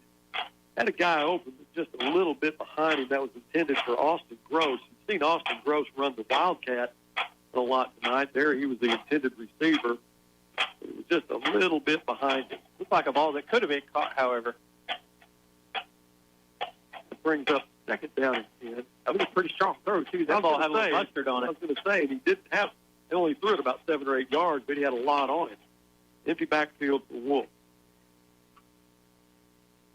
Wolf has time to throw across the middle. It is caught. That is Leonardo Henderson. That's the guy that tonight I've been most worried about because of his size. Boy, I tell you what, Buzz. DeAndre Esau just got up a little bit slow there. Go ahead, Buzz. Rock Jackson was in coverage, and that ball, I guarantee you, nicked his fingernail. Oh, yeah. Because Rock was in a great spot. He was. Just couldn't quite get to it. Henderson was able to make the catch, pick up the first down. Line of scrimmage is at the 44-yard line of the Grizzlies. Empty backfield again. Wolf rolls left, throws, complete. That's Gerard out of bounds at the 30. Another first down. Well, you can definitely tell that the play selection has obviously done a 180 or more. So, you know, being down 28-7, it would warrant that. But you got to think. Well, you got to do something different. Right. You know, they've replaced the quarterback from Dawkins to Wolf, and Wolf has done a good job. Now he's got tripped right side, wants to throw again out of shotgun. The left side, screen pass, to pick up 5, out of bounds at the 25-yard line of the Grizzlies. There's still a lot of time on this clock, 8:54. Makes me always wonder why you don't do this stuff to begin with. I think the same thing. Like no huddle. You've seen those 2-minute offenses, and they really get down the field. Yeah. And why did you not do this the entire game? But like I'm not the a coach. I'm a broadcaster. I'm glad to have it because the Grizzlies have a 28-7 lead. Empty backfield. Wolf keeps it. Wolf can pick up another first down to the 20-yard line to the 19. We had Brandon Gerard coming in motion, faked the handoff to him. Gerard gets a lot of attention. Wolf was able to pick up another first down. I guarantee this is the longest we've gone without saying Gerard's name for a play. First and 10 at the 19-yard line, 8:30 left in the ball game. Grizzlies with a 3-score lead, 28-7.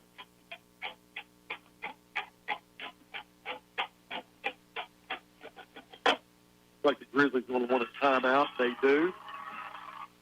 We'll take a timeout with them. We'll be back right after this word from the University of Arkansas at Fort Smith. You deserve an education that works as hard as you do. You deserve the University of Arkansas Fort Smith. UAFS offers the flexibility of online, in-person, and hybrid courses to fit your needs. Choose from more than 80 degree and certificate programs delivered by experienced faculty, and enjoy one of the most affordable tuition rates in Arkansas. Take control of your future. Become a Lion today. Learn more at uafs.edu/join the pride. Deep into the fourth quarter, 8:23 left, 28-7 is our score. You've seen pretty neat stuff tonight from Dre Norwood, We talk about Walker Casavis, what he brings to the table. You got to see him on a double pass strike to Avante Tucker for the score. Got it to 28-7, but now the Moore Lions have put it in high gear and got it down to the 19-yard line with a 1st and 10 and 8:20 left. Wolf has time to throw. Throws it left side. Nice coverage intended for Leonardo Henderson. He's 6'5".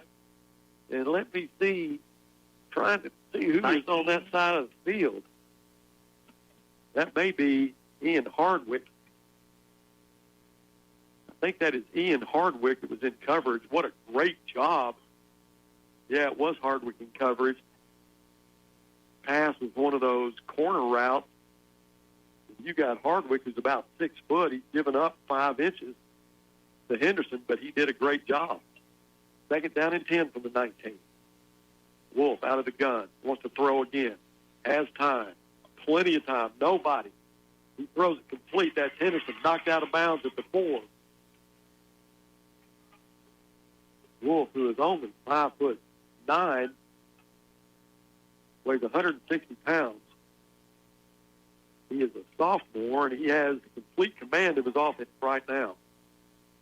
Ball at the 3-yard line, 1st and goal with 8:09 left.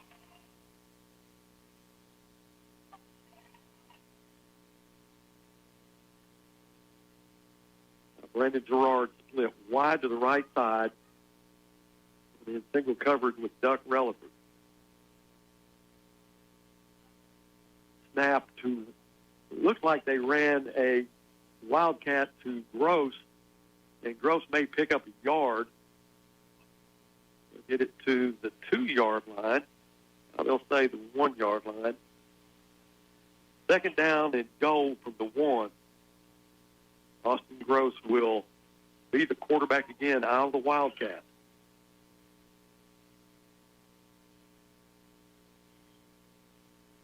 .37 left. He'll move his offense around a little bit. Now he gets the snap. He'll go right side dive, and he'll get the touchdown. Knew it was coming. Looks like that up back might have got a half a step early on him, but no flag.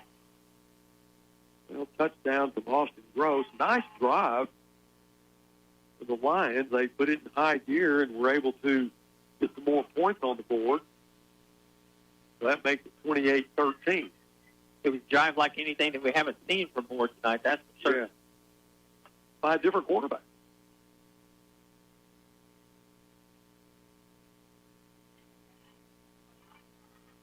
And here's the snap for the extra point. The hold, the kick is up, and it's a little bit different. Did they say it was good? I should say, okay, 28-14. It's Clayton Cooper, the kicker. I was watching him in pregame, and Tony, from the extra point, he had about a yard to spare. He didn't really have a lot of distance, but he kicks it right down the middle. Well, if you watch Slade Stanton, if you get in the way of his, you're going to have a hand torn off. Well, that JD came in before he went to his broadcast, and he said, hey, listen, that kicker says he weighs 105. He's not telling you the truth. Yeah, because it's not. It's about 90. Yeah, because he's just a little fella, but yeah, he is little. No question about that. 28-14 is the score. 7:30 left in the ball game. Avante Tucker will drop deep for the Grizzlies, along with Dre Norwood. You don't see Dre Norwood deep for a lot of kicks. No. And it looks like they got their hands teaming up a little bit, or not all the way in. Looks like. Well, 7:30 left, down 2 scores. Yeah, they're going to. Probably right. They're probably going to attempt an onside kick here. That kicker looks like he's in the 7th grade, bud. Wonder how they found the uniform to fit. Here we go. There's the onside kick, and it is controlled by Vashawn Bishop, who has a pick 6 tonight. Great job by Vashawn Bishop. He'll catch it at the 44-yard line. That's where Grizzlies will start their offense, up 2 scores. Well, he was in the absolute right spot for it. They got that high kick that you look for. Boy, it is a good bounce. Yeah. And but Bishop did a great job.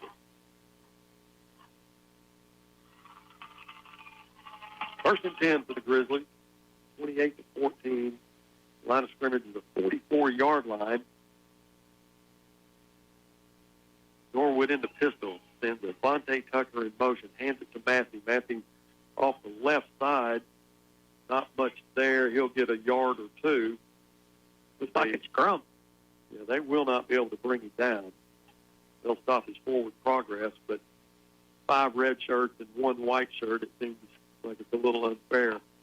Not this instance. Not. I mean, unfair for the red shirt. For the red shirt, yeah. You better get ready to start calling Massey's name a lot here, Mr. Sawyer, because I have a feeling you're getting ready to see him. Yeah, take it down in 7. 6:54 left in the ball game.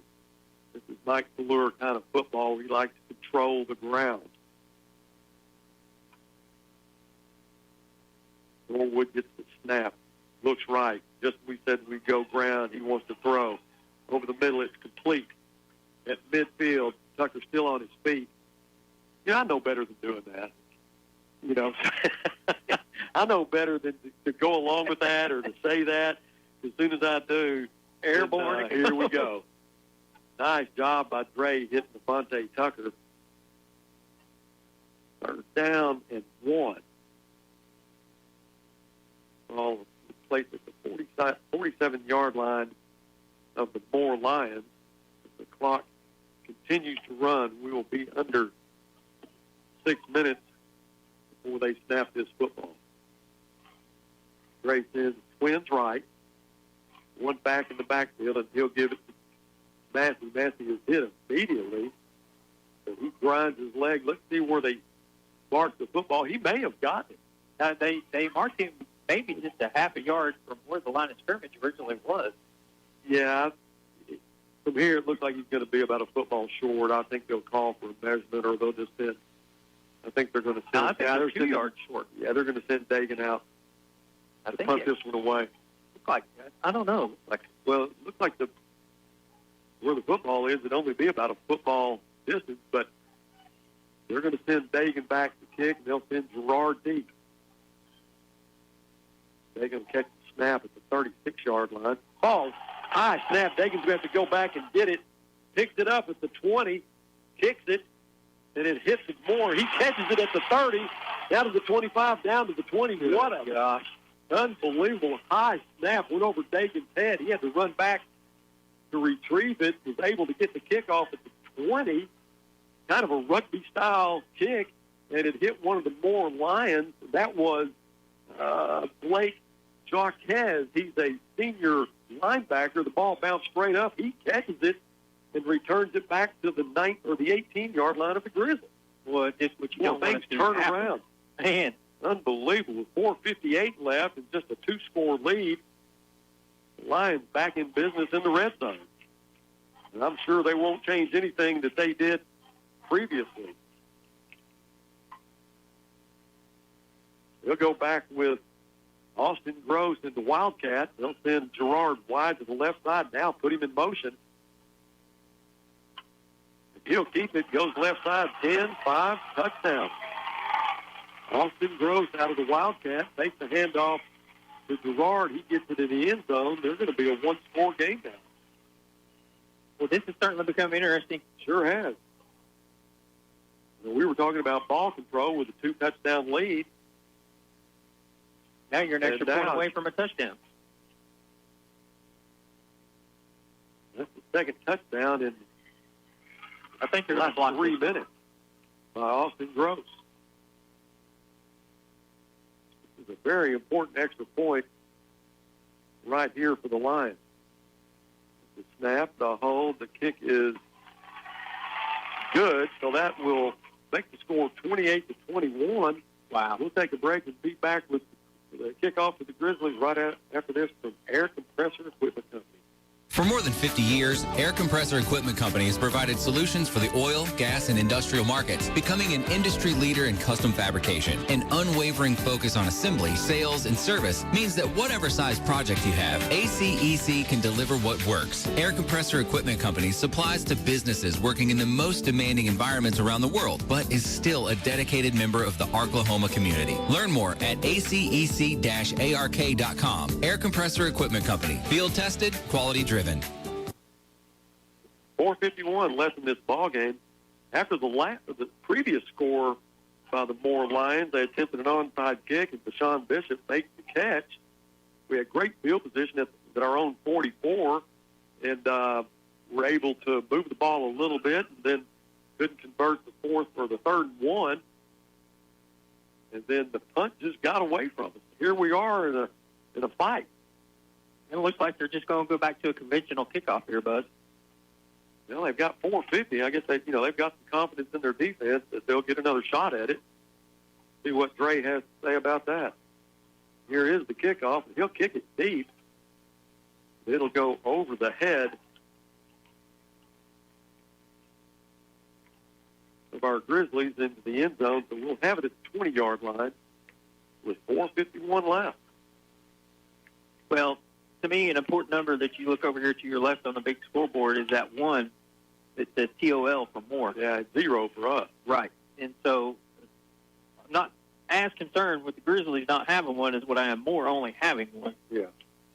So if we can get something sustained here and run off a couple first downs, they're going to be forced to have to use that timeout, I would suspect. Norwood in an empty backfield. Trip to the far side. Now Dre's going to keep it. He'll go the right side. Nothing there. He may pick up a couple or he goes out of bounds. Or they'll say he stayed inbounds. Well, 440 in the running. The reason being, Buzz, is because he went down. Yeah, and I think he saw himself running out of real estate there and just wanted to get down. Right. Keep that clock running. Right, that's what I'm saying. He took the initiative himself instead of running out of bounds to get down to keep the clock running. Yeah, Heads-up play. Picked up 2. 2nd down and 8. They will use up as much as they can. When we get a second, we'll talk about the overtime rules here, how they apply in Oklahoma if we do have that. Trey will hand off to Massey, right side. Massey spins, stays on his feet, will only get a yard. Maybe not even a yard. It's going to bring up a 3rd and 8. The 35-second clock will be milked, I'm sure. And the clock ticks with 3:50 left. Well, what turned into a very nice cushion has gotten down to something very uncomfortable. I would have said that 28-7. It was the coup de grace.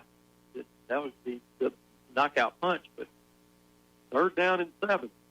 Dre with an empty backfield. Trips. Left side, twins to the right.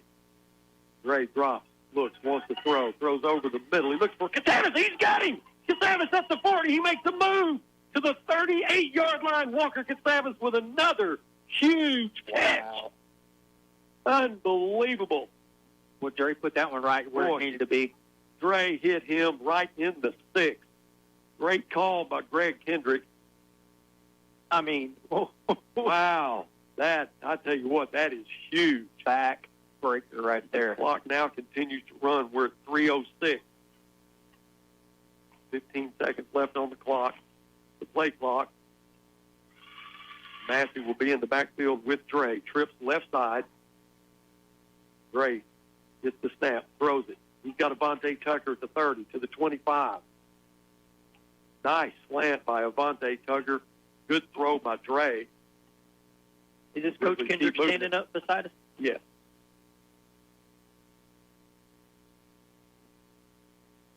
Another first down for the Grizzlies. 22 seconds left on the play clock, and they will use as much of it as they can. 2:30 now left in the ball game. Be nice to at least get 3 out of this drive. 7 seconds left on the clock. Massey in the backfield. Norwood out of the pistol. 3 seconds. Gets the snap. Hands it to Massey. Massey left side. Gets a little bit of running room to the 22-yard line. Pick up probably 4. That'll bring up a 2nd down and 6, and the clock continues to run. But he got that room because he hesitated to let the play develop in front of him because all the more jerseys were there. They cleared out a little bit of space for him, and Matthew was able to take advantage of it. Minute 50 left. Like you said, 1 timeout left for the Lions. At some point, they're going to have to use this 15 seconds left on the play clock. And the Grizzlies very smart in how they're managing the time right now. 6 seconds left. 1 back in the backfield. Dre will get it with 1 second left. Hand it to Massey. Massey spins. He's got some room. He's still on his feet. He's at the 5 where he'll be taken down. Nice job by Ty Massey. Was hit at the line of scrimmage, spun, then got into the linebacker, spun again, and got it all the way down to the 5. Minute 22.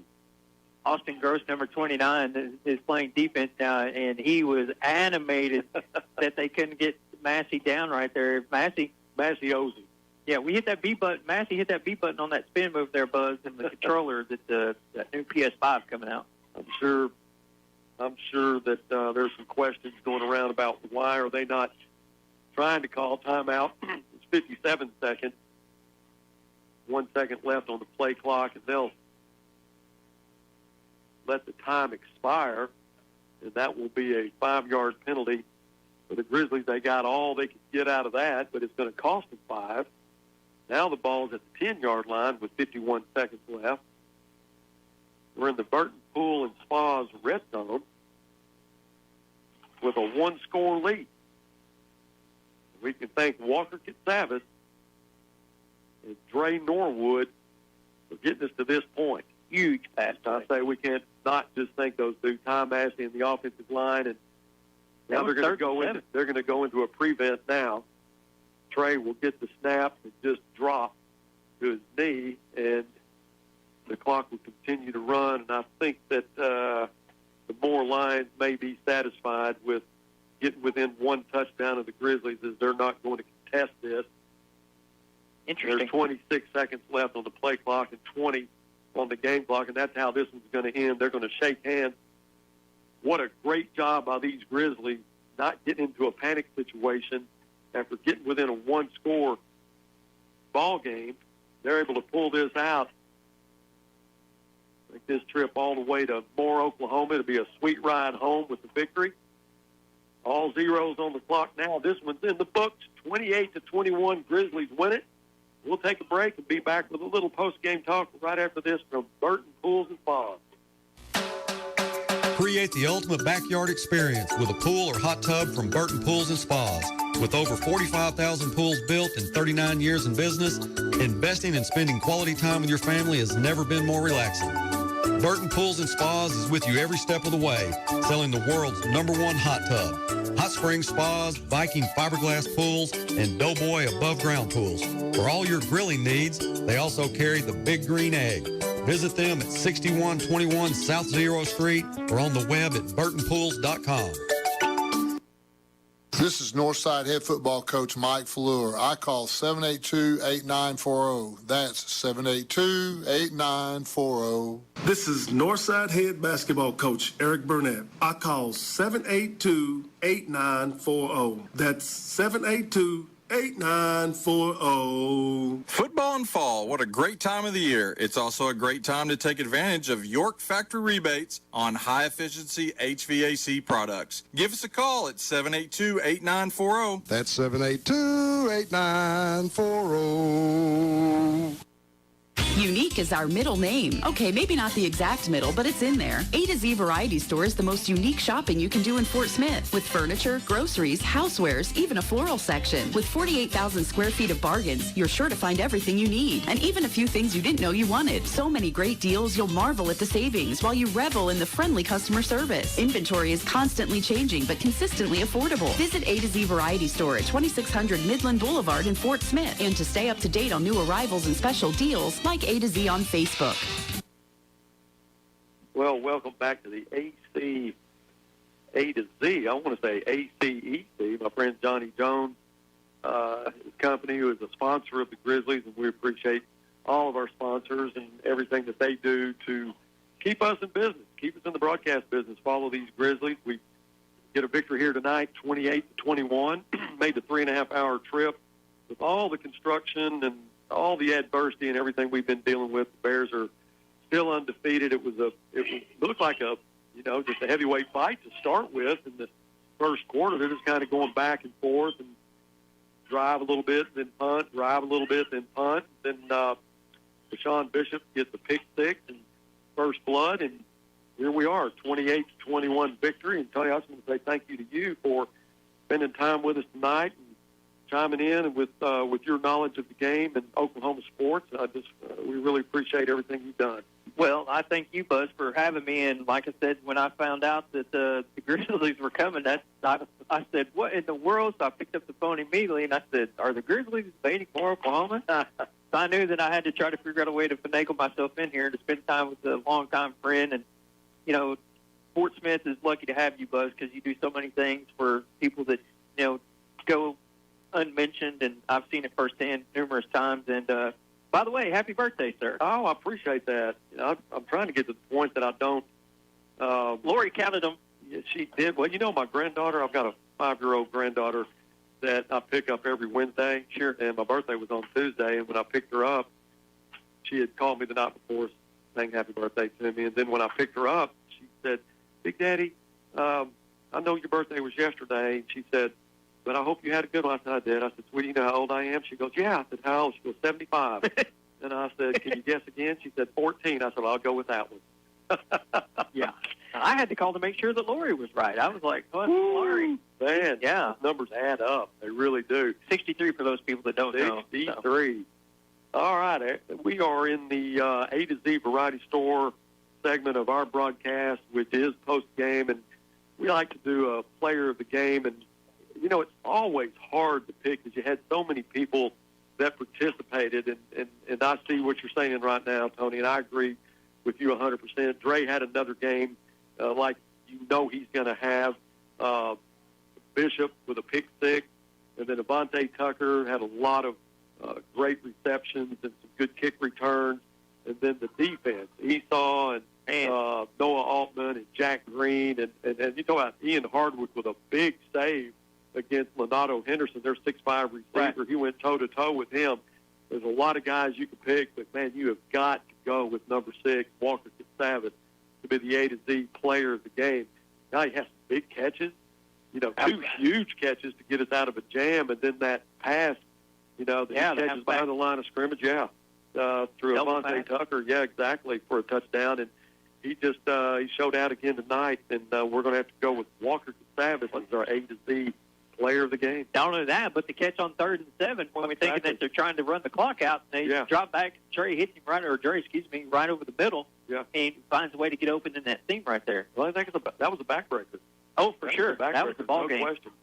Well, I appreciate you. Like I said, you're the most recognizable guy in Oklahoma, but you need to come to Arkansas a little more often. We used to see you a lot, and when you come, bring your golf clubs. And they're in that white Malibu stand out there in the parking lot. Yeah, they're ready to go. We can get Eagle Crest back open. We'll go out there and test our skills on that 18 hill right there at the end. I'll pass. Thank you. Well, that's going to wrap it up for tonight's broadcast. The Grizzlies win this one 28-21.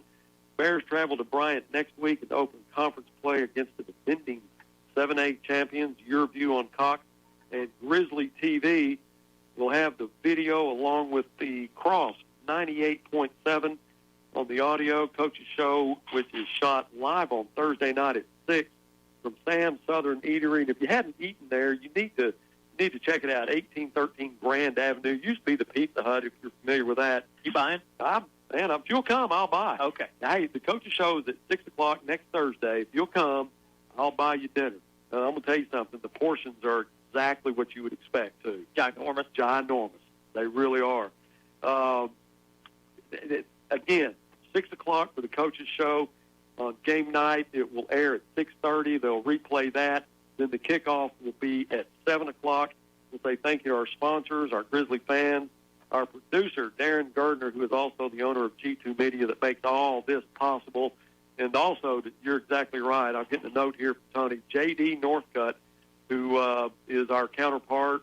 He is the play-by-play guy for Moore Radio. He's going to do about an hour-long post-game that I think we're going to get involved with. So we're going to run down and hopefully they have some refreshments down there for us. That'd be nice. So we'll go down there and check that out. Anyway, Darren Gardner, the owner of G2 Media, thank you for everything you do. I missed Zach Hightower tonight. He's our producer on Grizzly TV. Ashton and Alicia and Sarah on the cameras. We'll be back in business next week against Bryant. I want to thank you for all the support, the Grizzlies. Thank you to Mike Fleur and his staff, the entire Grizzly Sports Network. I'm Buzz Sawyer saying so long from Moore, Oklahoma. Stay safe, be prosperous, and as always, go Bears. Aye! You're going to love you some Sam's Southern Eatery on Grand Avenue. Home of the famous jumbo shrimp and more seafood than you can shake a shrimp basket at. Fried or grilled, they have it all. They always do it right with Sam's homemade po' boys, chicken, burgers, and salads. And don't you forget their delicious fried pies. Their crispy catfish baskets definitely have their own bragging rights, too. Be sure to stop by for the live taping of the Mike Fleur Coaches Show on Thursday evenings at 6 o'clock and cheer on the Northside Grizzlies. Aye! The biggest selection and the lowest prices on a new Buick are at Harry Robinson Buick GMC.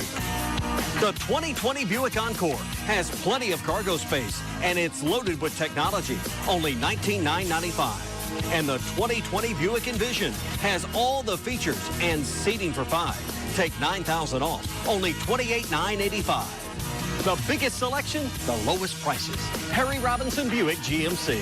Exit 11 off of I-540 in Fort Smith. You're listening to The Cross, 98.7 KFSW Fort Smith, Oklahoma's Southern Gospel Station.